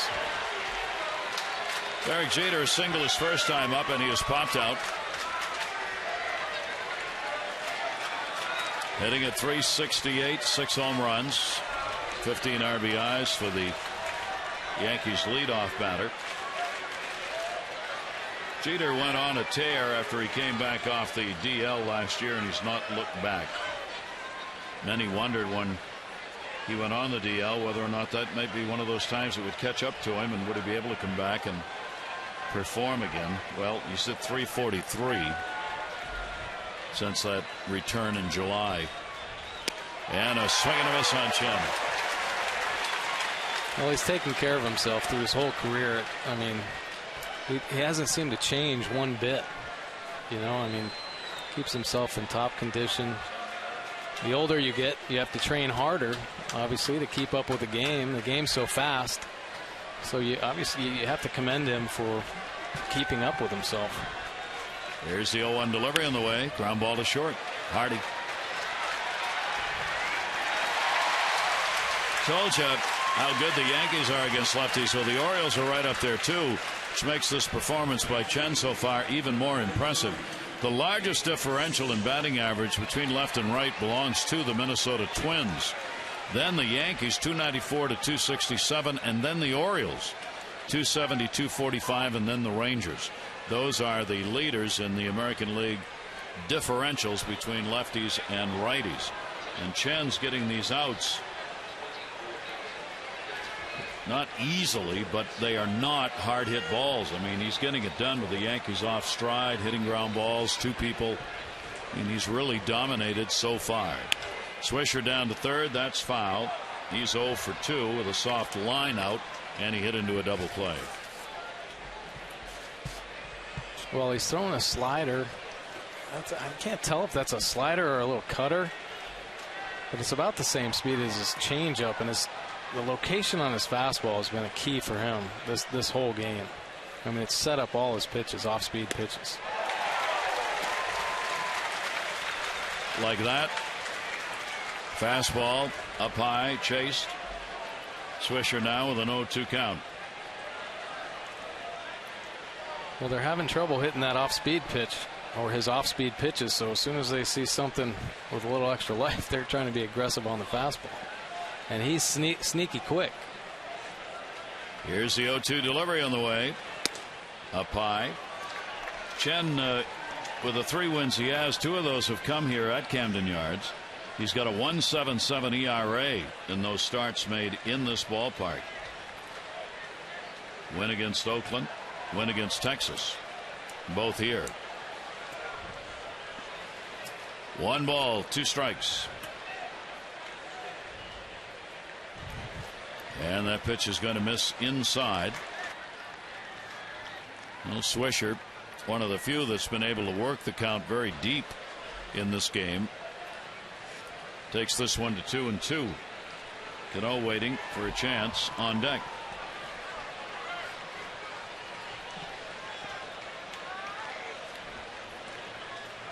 Here's the 2-2 delivery. And Swisher right into the glove of Chen.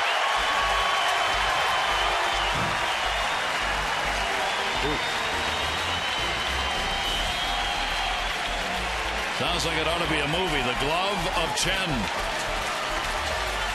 Opening at a theater near you shortly.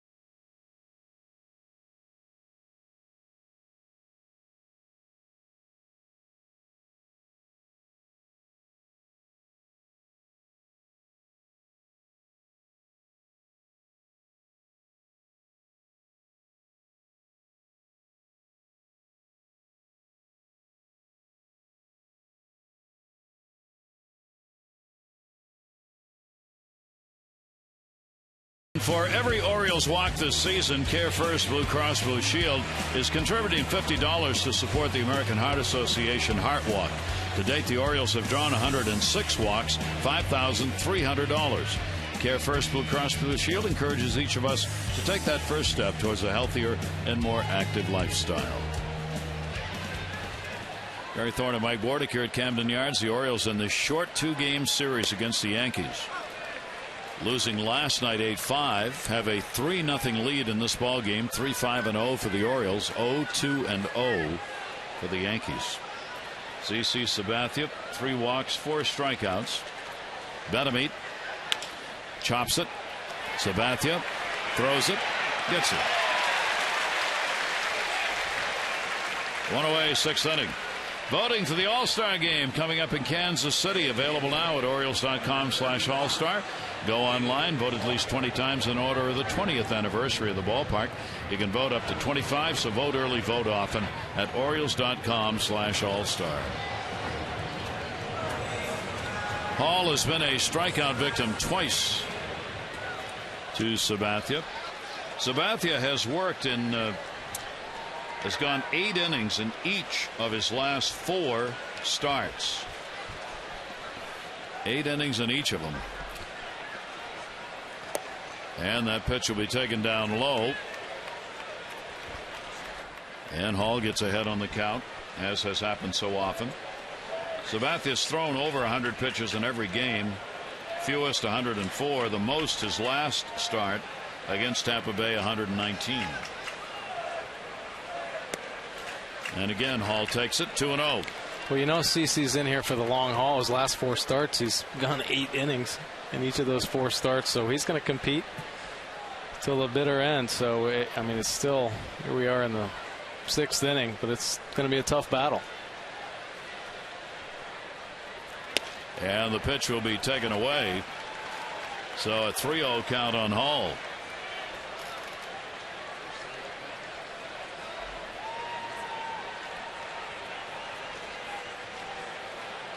You don't get many 3-0 counts on Sabathia. See if Hall takes here. All the way, and he missed all 4 of them. Wow. Well, that's got to be some concern to Joe Girardi over there, because you're right. I mean, it's very rare. Unless he's intentionally walking you like he did to Adam Jones, he's pretty much around the plate, or on the plate. So the Orioles, with 1 away, get a runner on at first base. That's the most walks surrendered in any of the starts this year for Sabathia. He'd walked 3 in that first start against Tampa Bay. That was the most until tonight. And that will bring up Tollefson, who's hit into a fielder's choice and has had a double and a run scored. Steve Tollefson getting the start at third base in the ball game tonight. Hall at first. Tollefson will take it. That's 5 in a row out of the strike zone. Steve Tollefson, his father, Wayne Tollefson, played for the Yankees. So a little bit of a tie here.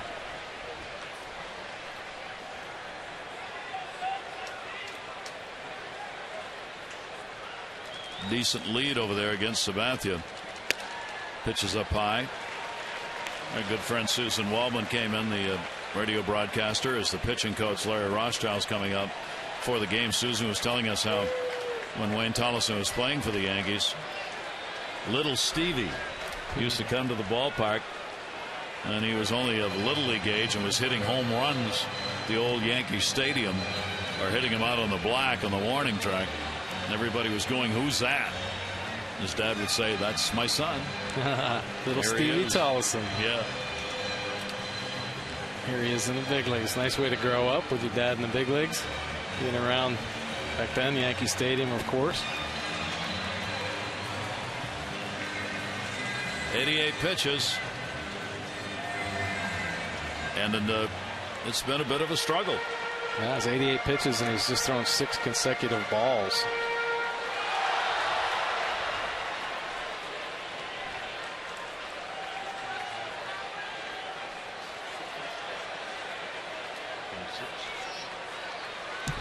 $15 out of 26 first pitch strikes, 4 walks. Finds the strike zone after the discussion. Tollefson taking, and the count goes to 2-1. Yeah, you wonder, CC Sabathia, obviously been in the major leagues for a long time.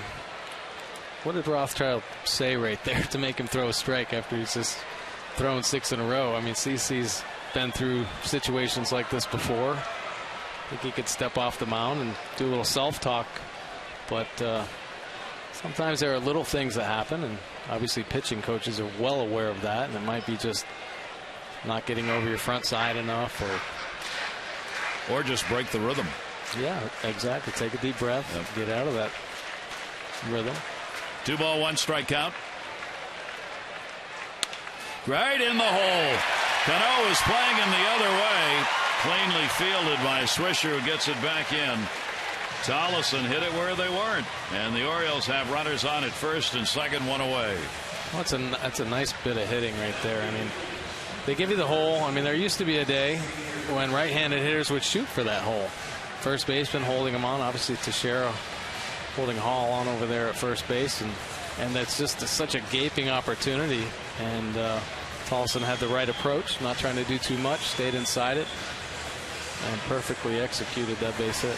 That's 4 hits for Tollefson now, and 10 at bats since being called up. The Orioles get runners on at first and second, 6 hits in the game. And here is Avery, who has singled. walked and scored.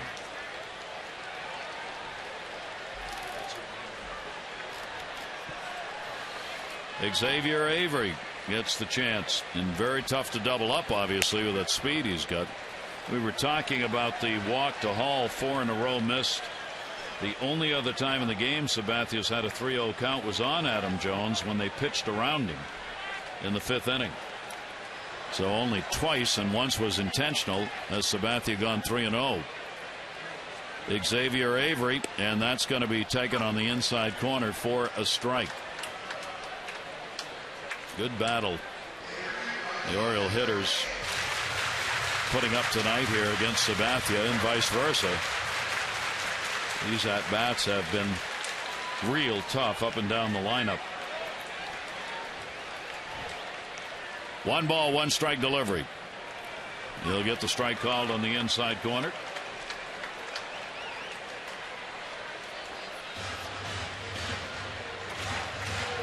Sabathia, remembers, 5-0. Oriole base runners. Hall with a walk at second. Tolleson a single at first.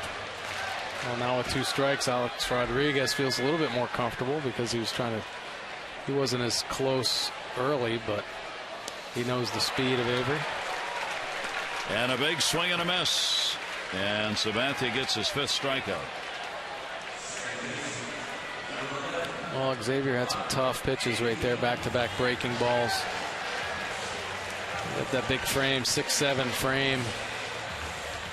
Out there on the mound, it looks like he's releasing it right in front of him, and he throws a big breaking ball.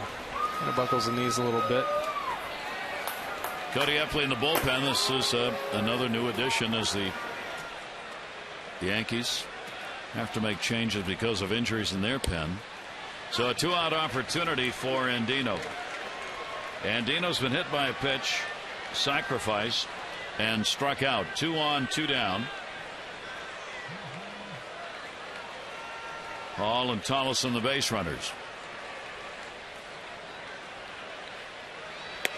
And a strike on the inside corner. The strikeouts that he's picked up after a home run by Jones, he got 2 strikeouts in the 2nd inning. In the 4th inning, 2 on, 1 out. He got a strikeout against Hall that helped end the inning. And he's picked up a strikeout here with 2 on and only 1 away. Now 2 on and 2 down, and the 0-2 delivery. Breaking ball that will miss outside, 1-2. Well, here he is. It's his 97th pitch, 6th inning, and he threw Andino 2 fastballs at 94 miles an hour. Pretty impressive. I mean, he's so strong. You're late in the game. He's thrown a lot of pitches. He's had to work really hard. The Orioles have a great approach, great plan right now against him. And a chopper. It's going to be a tough play for A-Rod, and he knew it. He had already decided he wasn't going to throw that ball, and Andino has loaded him up with an infield single. Well, Andino runs really well. Flies down the line. Might get an extra half second because he sniffs that base hit. And A-Rod, being the veteran he is, knows not to attempt that throw. Hardy has seen this picture before. Hall with a walk, Tolleson with a single, Andino the infield hit. And the 2nd time Hardy's hit with the bases loaded. Came up in the 3rd inning, sacks were full, nobody out. Hit into a double play, but scored a run. Came up in the 5th inning, an RBI chance, and delivered a double and picked up a run. Avery had gotten on ahead of him, and now he's got the bases loaded again with 2 down. 99 pitches. Hardy coming into the game hitting just 160 with runners in scoring position. And that shot goes right to Cano, bobbled it, and safe. Not in time, and a run will score. It'll be an error on Cano, and the Orioles have a 4-0 lead. That's why you run them all out. Yeah, you got that right, Gary. That was great hustle by Andino. Once again, J.J. Hardy has a good at-bat, put great contact on it, but boy, Robert Andino just hustled his way. Safe at second. And that's how you play winning baseball right there. And we've seen it a lot this year with good aggressive base running. Boy, and that's a huge run right there for the Orioles. Here's Nick Markakis. Bases remain loaded with 2 down. And that pitch is on the inside corner for a strike. You saw Jeter struggling. Jeter was he was in the flow for a clean play, and when Cano bobbled that, Jeter had to stop. He never got to the bag till Andino was there, and Cano had to reach down and pick it up. And a swing and a miss. Well, you wonder the positioning. J.J. Hardy, obviously a pull hitter, so Jeter may have been over in the hole, and if Cano was playing him up the middle, so if he catches it clean, he probably is going to go to first base. As soon as the bobble came, then Jeter decided he had to get over there and cover, but it was too late. And Andino sniffed that out, just like he sniffed out that base hit and hustled into second base. Bases loaded, 0-2 count on Markakis. CC reaching back and gets him. That'll be the 6th strikeout, and at least for the moment, they are calling that a single for Hardy and an RBI, and it is a 4-0 Orioles lead.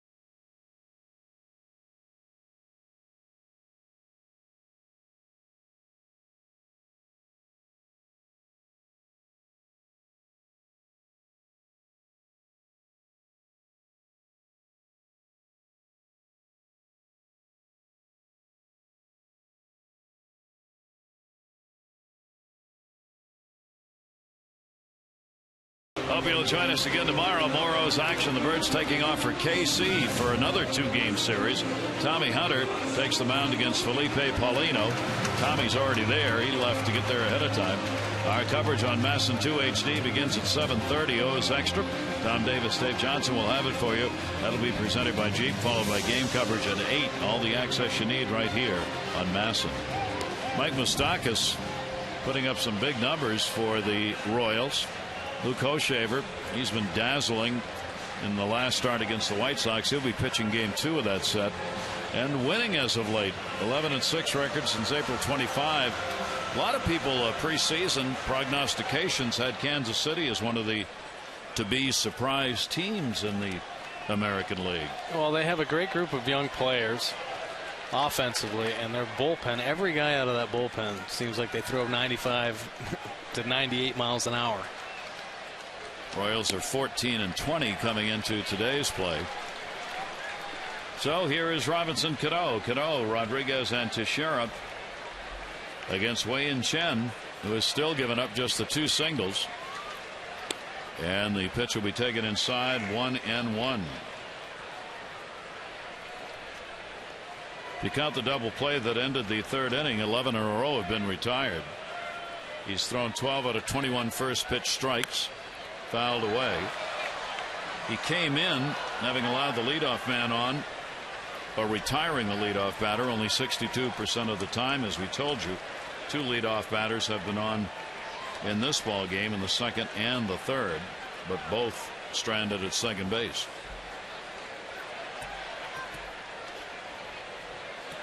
And the 1-2 delivery. Somehow got away from that. 2-2. Well, and he's helped himself defensively. Obviously, the end of the last inning, Swisher hitting that bullet up the middle. Think that'll get replayed anywhere? Boy, oh boy. That was a shot. 2-2 delivery, breaking ball. That's going to go down the line. Avery going over. And that'll take a hop. Cano's going to go on to second base. He's got the double. First extra base hit for the Yankees, and their third overall. Take a look at our PNC minor league report. Justin Dallas, batting average of .370, a home run, 7 RBIs this season. Last 8 games, red hot, a 6th-round pick in 2009 out of the University of South Carolina. Brought to you by PNC, our minor league report for the achiever in you. Got a mustache right there by Justin Dallas. Wow. What do you mean by that? Wow. I mean, it's filling in nicely. Yes.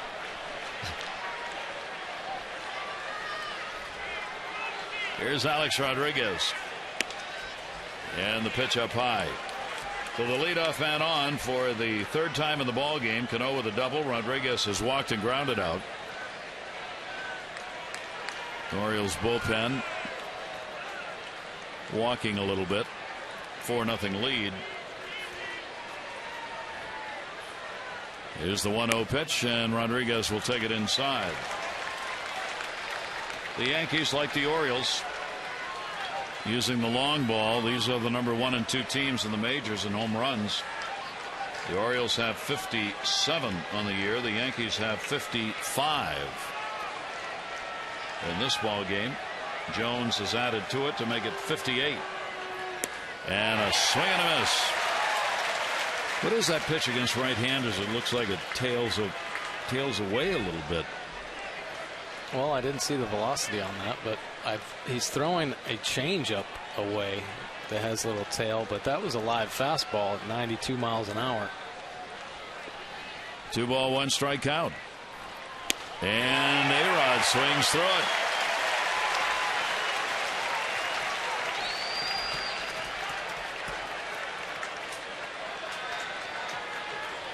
Well, he just challenged him right there, saying, here it is. Hit it if you can.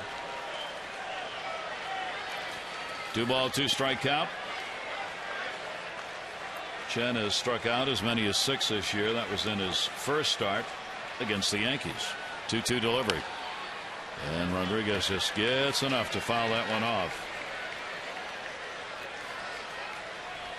Holds the count, 2 balls, 2 strikes. Chen working in the 7th inning. And the Orioles needed it tonight. Started to go deep. So the 90 pitches thrown so far by Chen. Runner at second base, Cano. 2-2.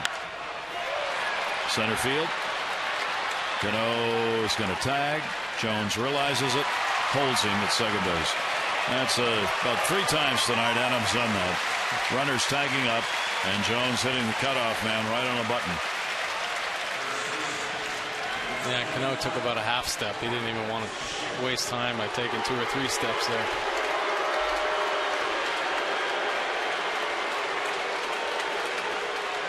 You can always tell when it's Mark Teixeira. Yeah. 9 fly ball outs have been recorded by Chen in the game. Here's Teixeira, 4-game hit streak coming in, 0 for 2. He's grounded out, flied out. A short, compact miss. Boy, they can't quite get on that fastball. Alex Rodriguez had just proved that they're having trouble with that, because he blew 2 fastballs by him, and then he ended up making a mistake. Actually, that ball, he flew out to center field and left it out over the plate. But I think A-Rod was just so leery of that fastball that he wasn't able to make good contact with it. Just missed it. 1 ball, 1 strike count. Cano off second base, inside to him. And a 2 ball, 1 strike count on Teixeira. Boy, that's a great pitch. You just don't see that very often in the major leagues anymore. Somebody that can pitch that effectively inside, not scared to throw it in there. Here's a 2-1 delivery to him, and he got around on it, fouls it off under the feet of Robbie Thompson, third base coach, and a 2-ball, 2-strike count. Teixeira closing in on one of those milestone numbers, couple more hits, and he'll have 1,500 for his career. But Chen has held him off the board so far in this game.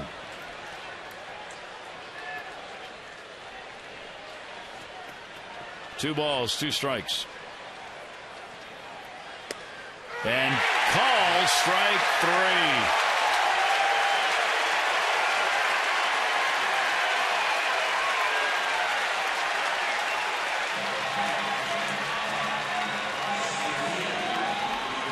Well, Chen's been getting that high strike called a couple times tonight, right at the top of the zone.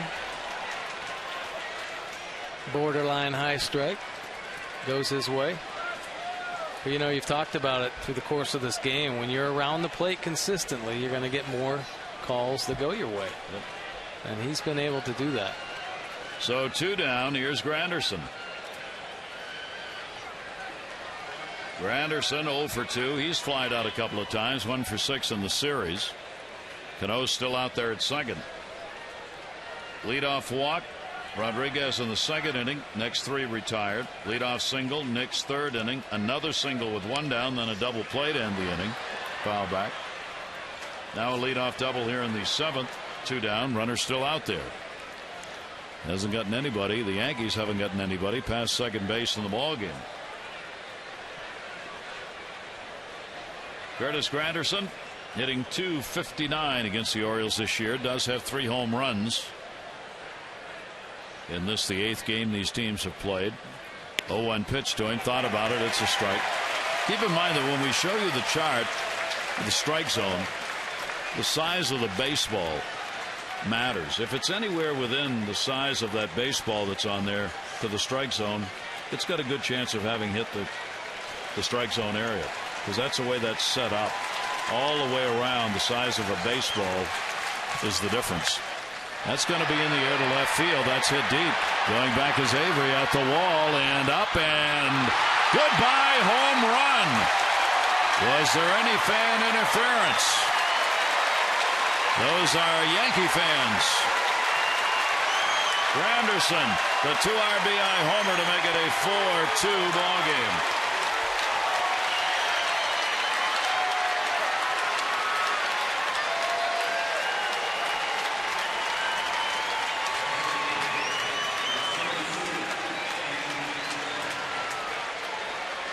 Oh, was there ever? I think so. That guy took it right away from him.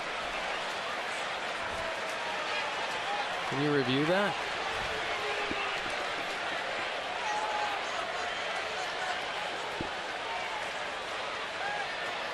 Wow. Here's Andrew Jones. So the Yankees have cut the lead in half. Chen surrenders just the 3rd home run off him this year. First one by a left-hander. And the pitch is taken down low. 2-0 count on Andrew Jones. Curtis Granderson continuing to climb that home run ladder with his 13th. You don't usually see him go to left field. He showed he does have pop that way. Here's the 2-0 delivery. May have benefited a bit from a wind change that had been blowing left to right, is turned around and going the other way. That ball off the bat didn't seem like it was going to be hit hard enough to go. No, it just kept carrying and carrying. Theodore Strop in the bullpen for the Orioles. 102 pitches thrown by Chen. And then walks the next batter and holds his head to the sky. Only the second walk surrendered. The Yankees get the potential tying run to the plate.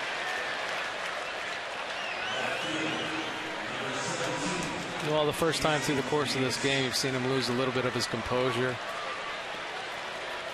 Obviously, that home run kind of got to him a little bit. It's late in the game.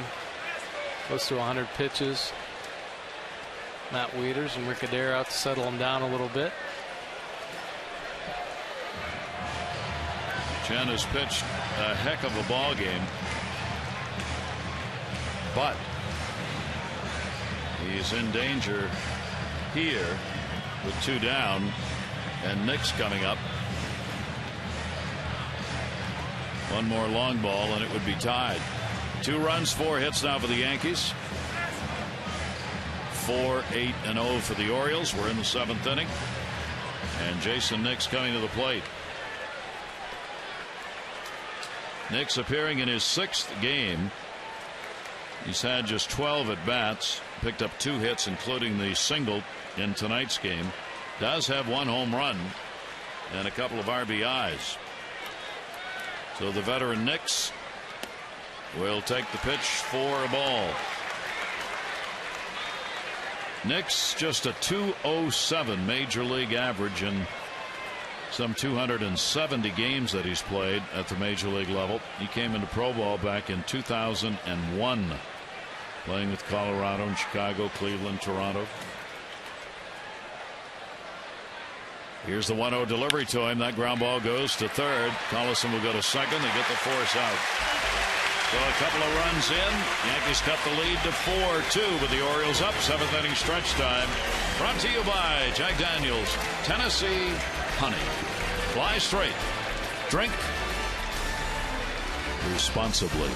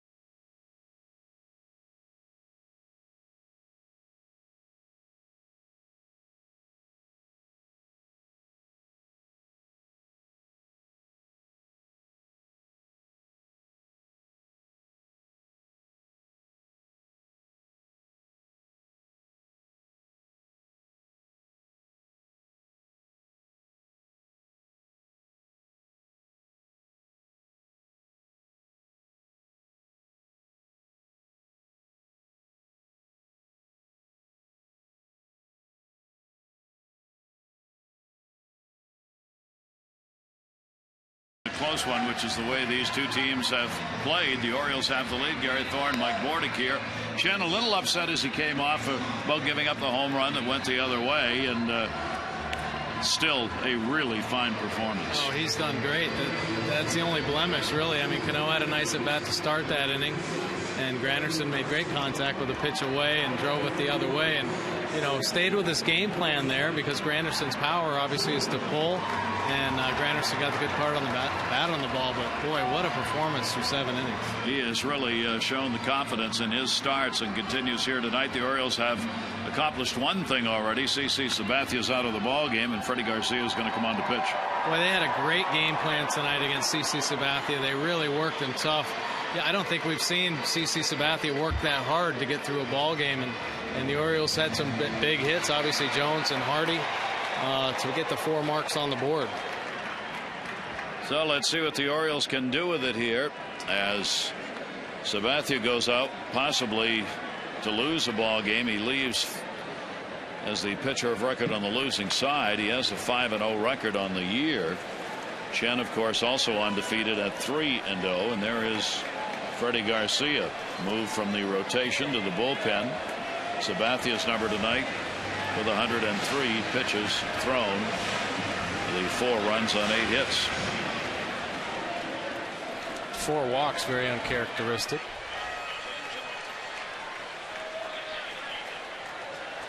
Adam Jones will lead it off. Jones a home run, solo shot, 2nd inning, his 11th. He is walking, popped out, and Garcia's pitch to him is taken away for a ball.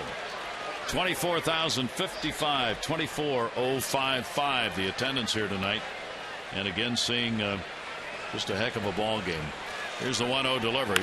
That's a rocket to center, right on the button. Jones has got a base hit, and he's 2 for 3 in the ball game, leading off the bottom of the 7th. Time to text in your vote for the AT&T Player of the Game. Adam Jones with a homer and a single.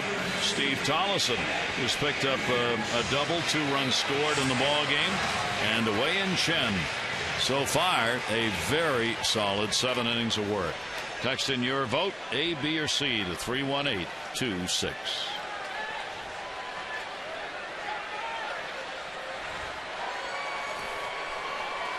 Matt Wieters, a double. He's 1 for 3. There goes the runner. Throw down. Stewart. Not in time. Stewart can't believe it. Jeter's going to argue it. Adrian Johnson, the second base umpire, and here comes Girardi. Well, Garcia not very quick to the plate.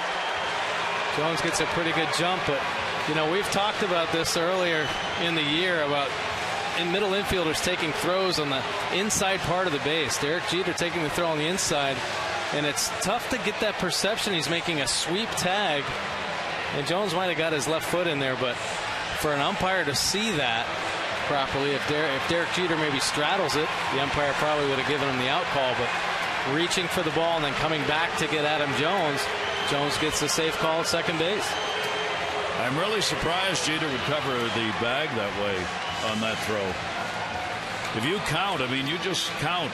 There's the time it takes to get the glove back, huh? Oh, no doubt about it. To make that tag is just the amount of time needed to get in.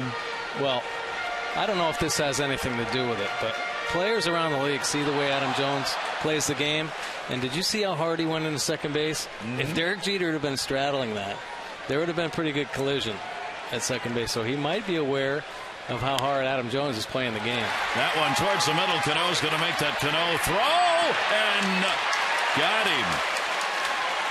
He will move the runner up, though, and Wieters came very close to legging that out for an infield hit.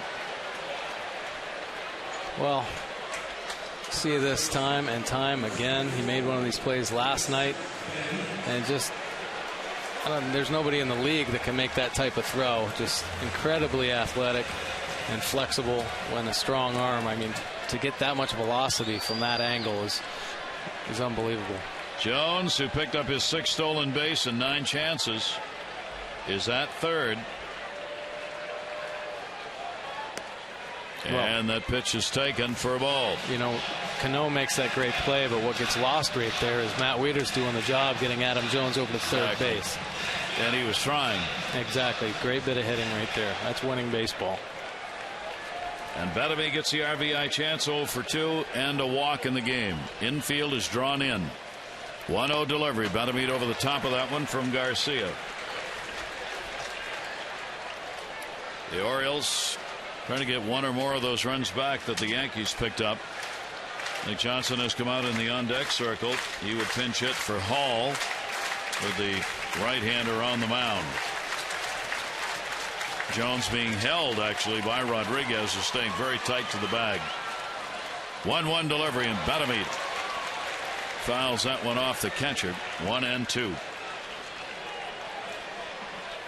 In these games, both teams know every run matters. They have played so many tight games of late. Both teams have had comebacks against one another. 1-run decisions. A couple of extra inning ball games already played. Here's the 1-2 delivery. Bettamy takes it. Tough take.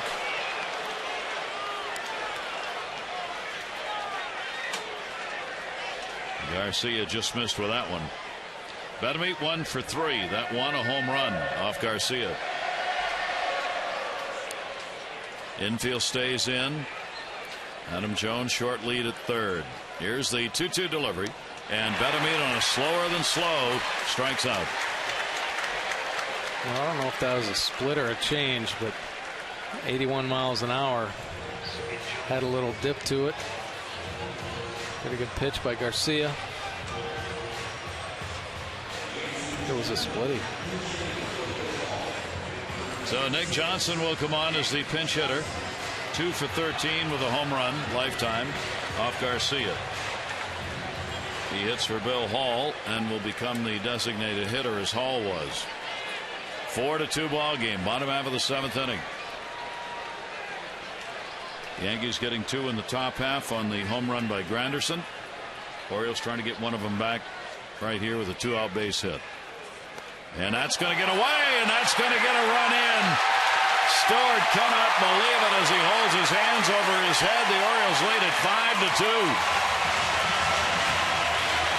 Well, that ball took off on Garcia, and Stewart unable to handle it. We've seen him miss one earlier in the game, but when you execute, good things will happen. Matt Wieters getting Jonesy over. There's the wild pitcher. It's got to be a pass ball right there. Just shoots up and away. Boy, he just whiffed it. That's 2 pass balls he's had tonight. And the 1-0 delivery is going to be taken outside. 2-0 and Nick Johnson. The Orioles get a run in. Jones single. Wieters moved him up after he had stolen second on a disputed call and scores on a pass ball. Adam Jones with a couple of runs in. And the 2-0 delivery. Nick Johnson takes it up high, and Garcia falls behind 3-0.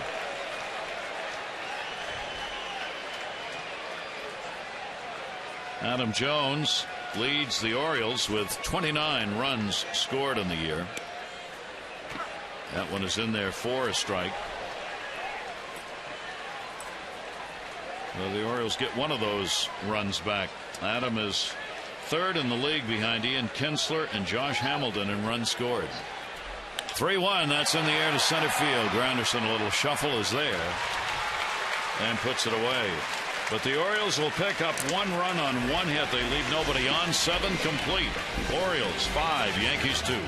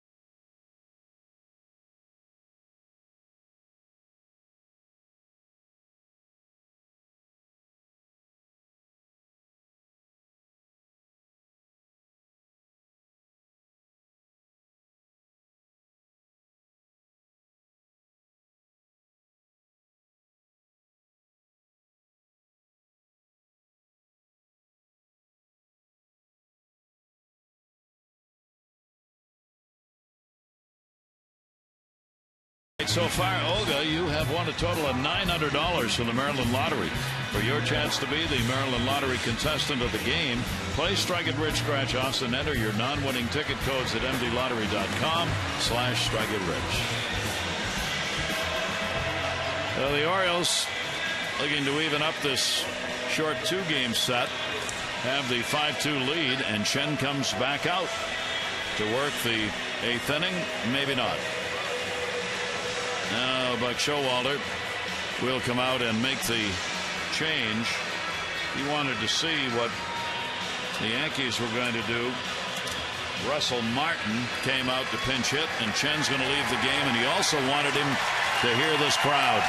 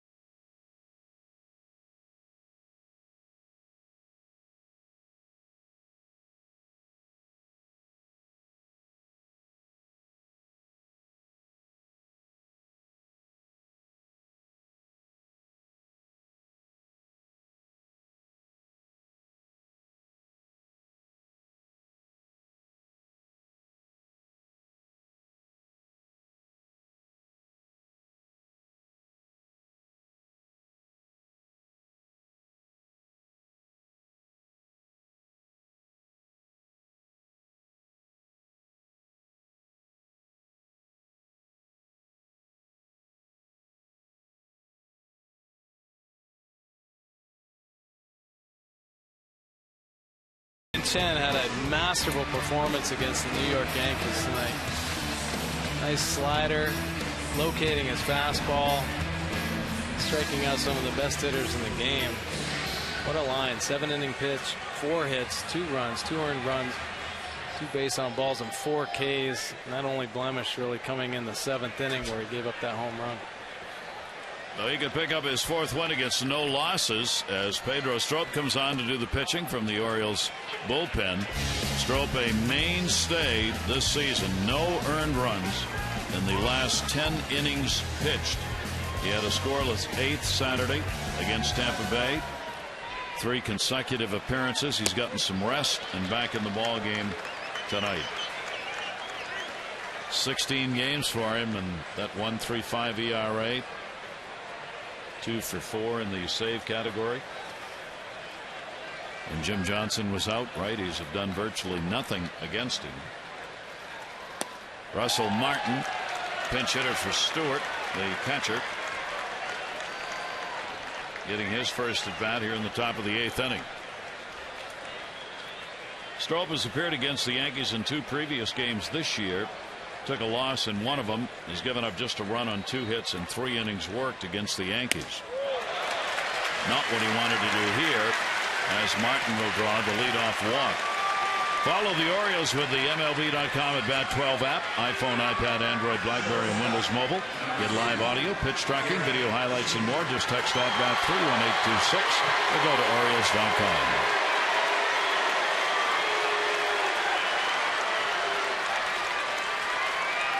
Top of the order, and Jeter a single, 1 for 3.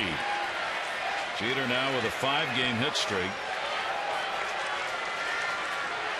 Hitting at .366 on the year. Tollison in at 3rd, pitch up high, fastball.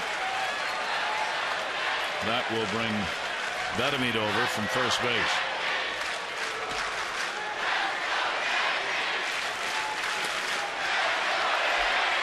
Strop having a little bit of trouble. Obviously finding the strike zone right now.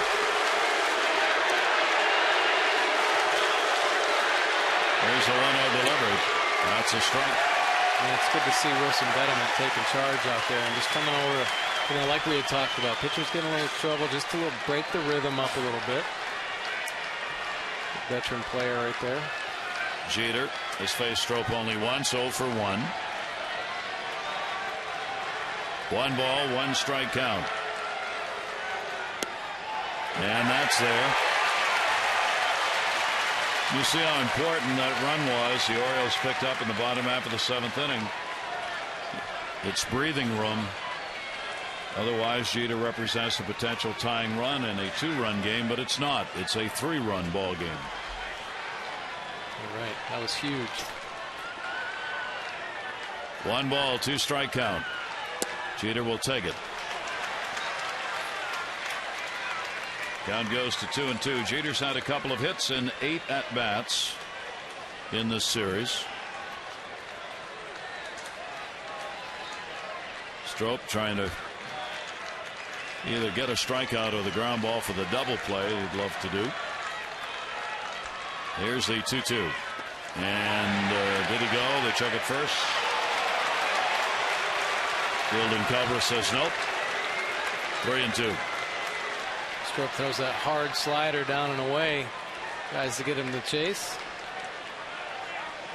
Doesn't quite get around.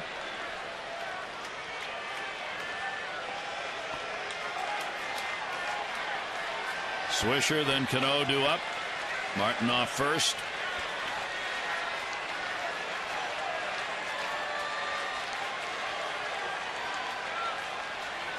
Here's the 3-2 and walked it. So consecutive walks by Strop to start the 8th will bring the potential tying run to the plate. Nick Swisher. Swisher obviously a dangerous hitter from the left side. You talked about his power numbers. Strop's got to find that strike zone because his stuff moves. It's so effective. Just get it in the zone. And he has such late life on his fastball. And that bite to the slider. Just get it in the strike zone. It's tough to hit.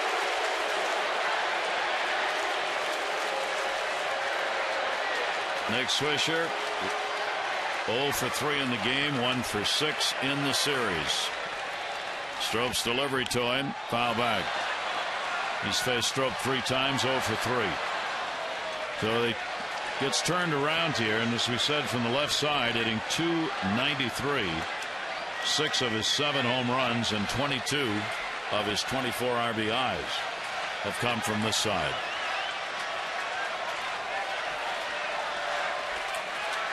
Chen with a 7 solid innings, waiting to see if the bullpen can hang on to the W for him. Here's the 0-1 delivery. 1-1.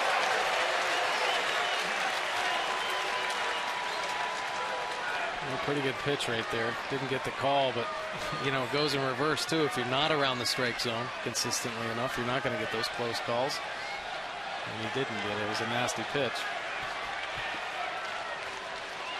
1 ball, 1 strike. He wants to tie the game up with the 2 cuts he's taken.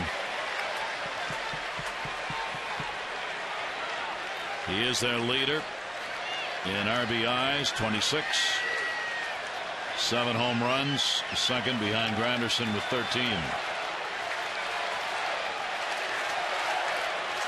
There's Chen.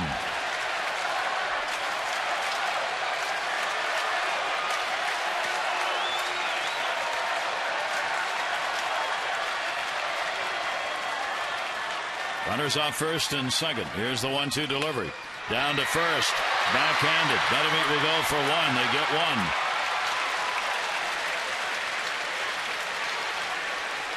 And the Yankees will have runners at the corners with 1 out. Boy, that ball was hit hard. That ball was hit hard. Wilson Betemit pretty much right at him. Has to get down there on his backhand side.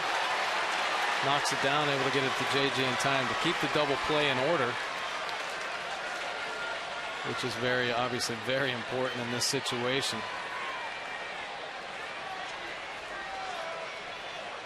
Now Cano, first and third, 1 away. Cano 1 for 2 off Strope. Yankees have had only 4 hits in the ball game.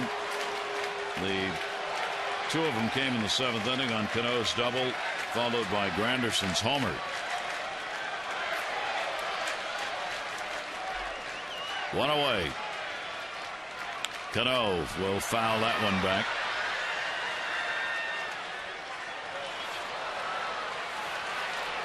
.98-mile-an-hour fastball with life. Boy, that's impressive.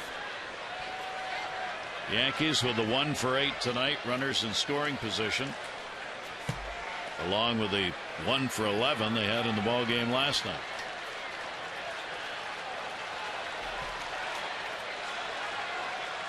Off first and third, Yankee runners, 0-1 delivery.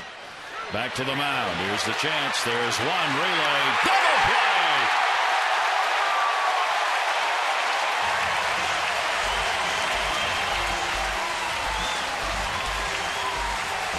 No runs, no hits.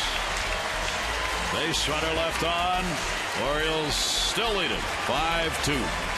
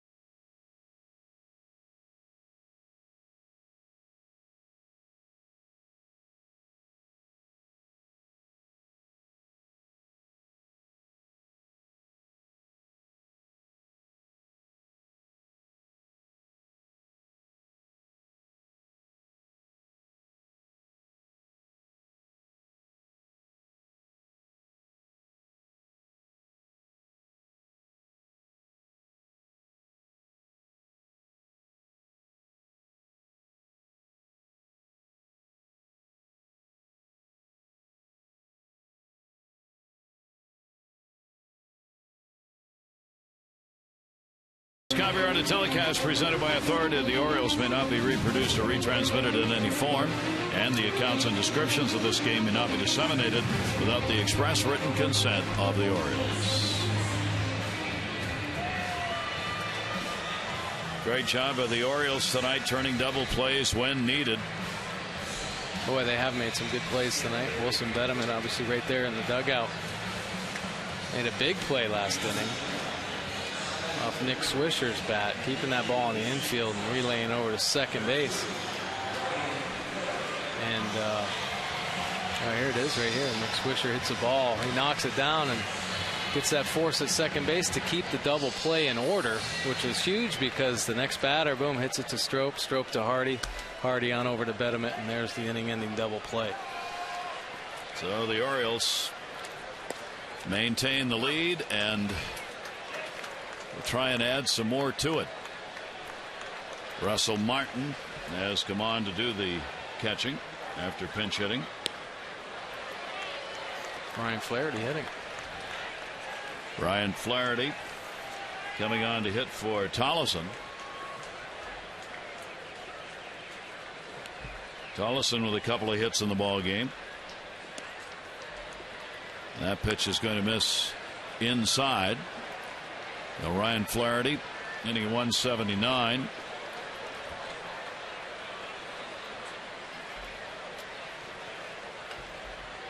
And the 1-2 delivery. And that's going to miss down low. Freddie Garcia, the Orioles closer, Jim Johnson getting ready to go. Right now it is a save situation.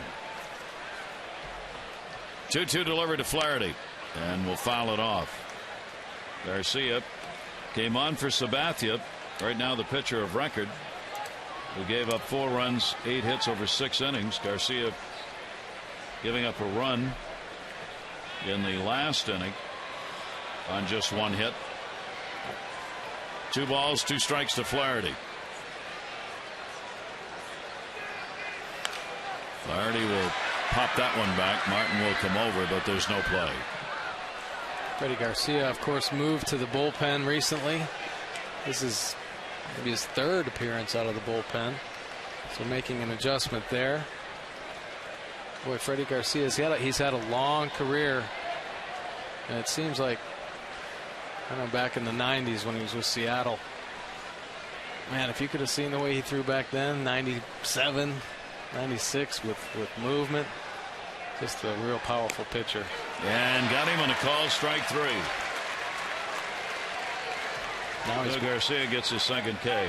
Become more of a finesse pitcher, obviously learning how to pitch with what he's had, and there's a little breaking ball. He's been throwing a lot of off-speed pitches. He gets some 2-seam movement off his fastball. Throws a slider and a split. Xavier Avery batting 9th, a single, a walk, a strikeout. He has scored a run. He'll bring Rodriguez in at 3rd base. They've seen the speed here in this short 2-game set that Avery has. Avery 1-0, pops it up at the mound. Teixeira says, I got it. 2 down.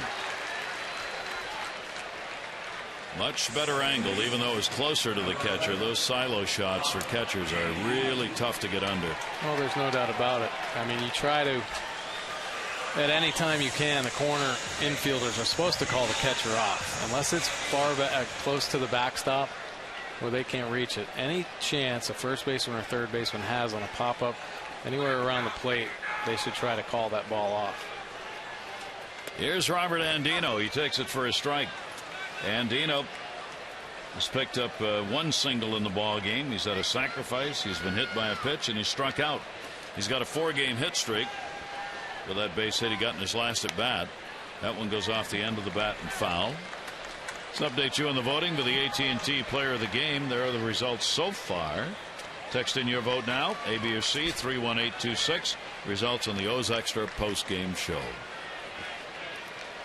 A 2-strike count. Base is empty. Bottom of the 8th. Orioles up 5-2. Looking for their 3rd win in 8 games against the Yankees. Slider will miss away, and a 1-ball 2-strike count.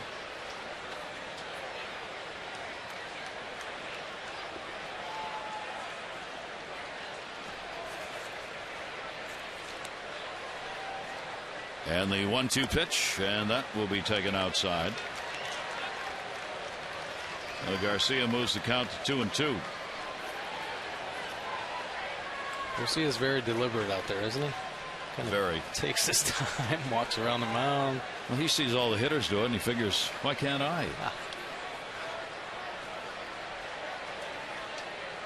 2-ball 2-strike count. And he gets the swinging strike. So Garcia, a couple of innings work, picks up 3 strikeouts. We go to the top of the 9th inning. The Oriole closer on.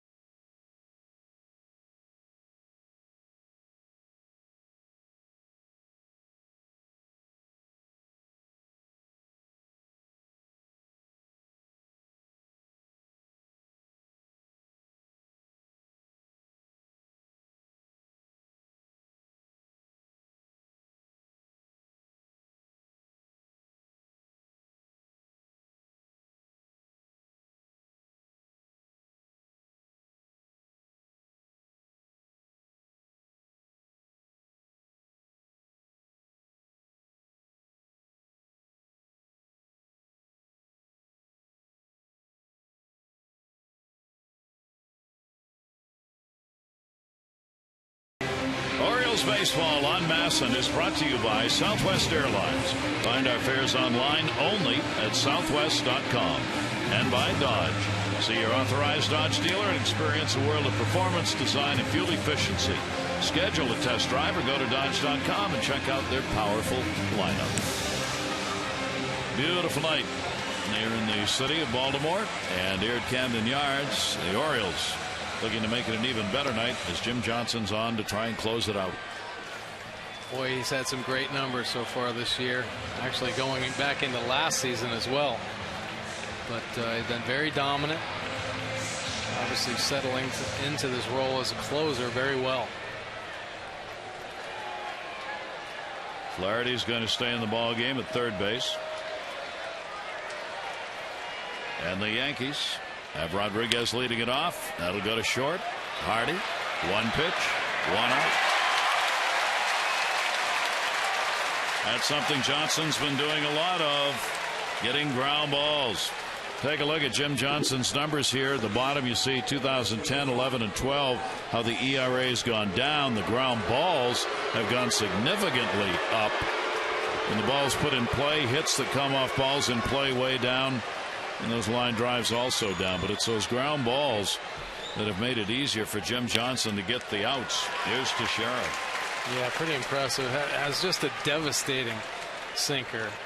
Varies from 93 to 97 at times.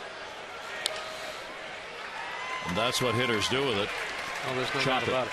Well, they have to try to catch up to it so much, and it has such late movement that you just beat it into the ground. Johnson is after his 20th straight save, his 12th consecutive this season. Tied for first in the American League in that department. Save opportunities. You see Jim Johnson, the longest active streak, well ahead of Perez, Rodney, Papelbon.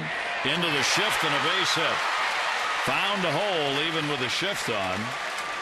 The Teixeira gets the single, his first hit of the game. 1 for 4. Extends his hit streak to 5. But only the 5th hit in the ball game for the Yankees. Orioles up 5-2, 2 outs away from ending their 2-game losing streak. Curtis Granderson, the home run, came in the 7th inning. His 13th, 2 more RBIs for him. He's got 23. And the pitch by Johnson is in there for a strike. Granderson 1 for 7 lifetime off Johnson.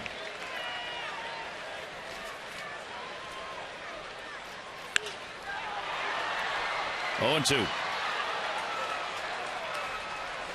Well, Jim Johnson has definitely started getting the reputation because everybody I talk to in baseball, his name comes up, and they're just so impressed with just the stuff that he has on the mound, the movement, or the electric pitches, and his consistency out there. There's another ground ball, Andino. There's one. Ball game over.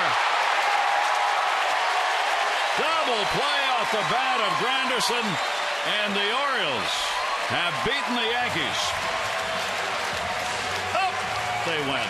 Johnson's got 20 consecutive saves. Wei-Yin Chen is 4-0. The Orioles beat CC Sabathia, who's now 5-1, and against the Orioles 16-3. The Orioles 5 and the Yankees 2.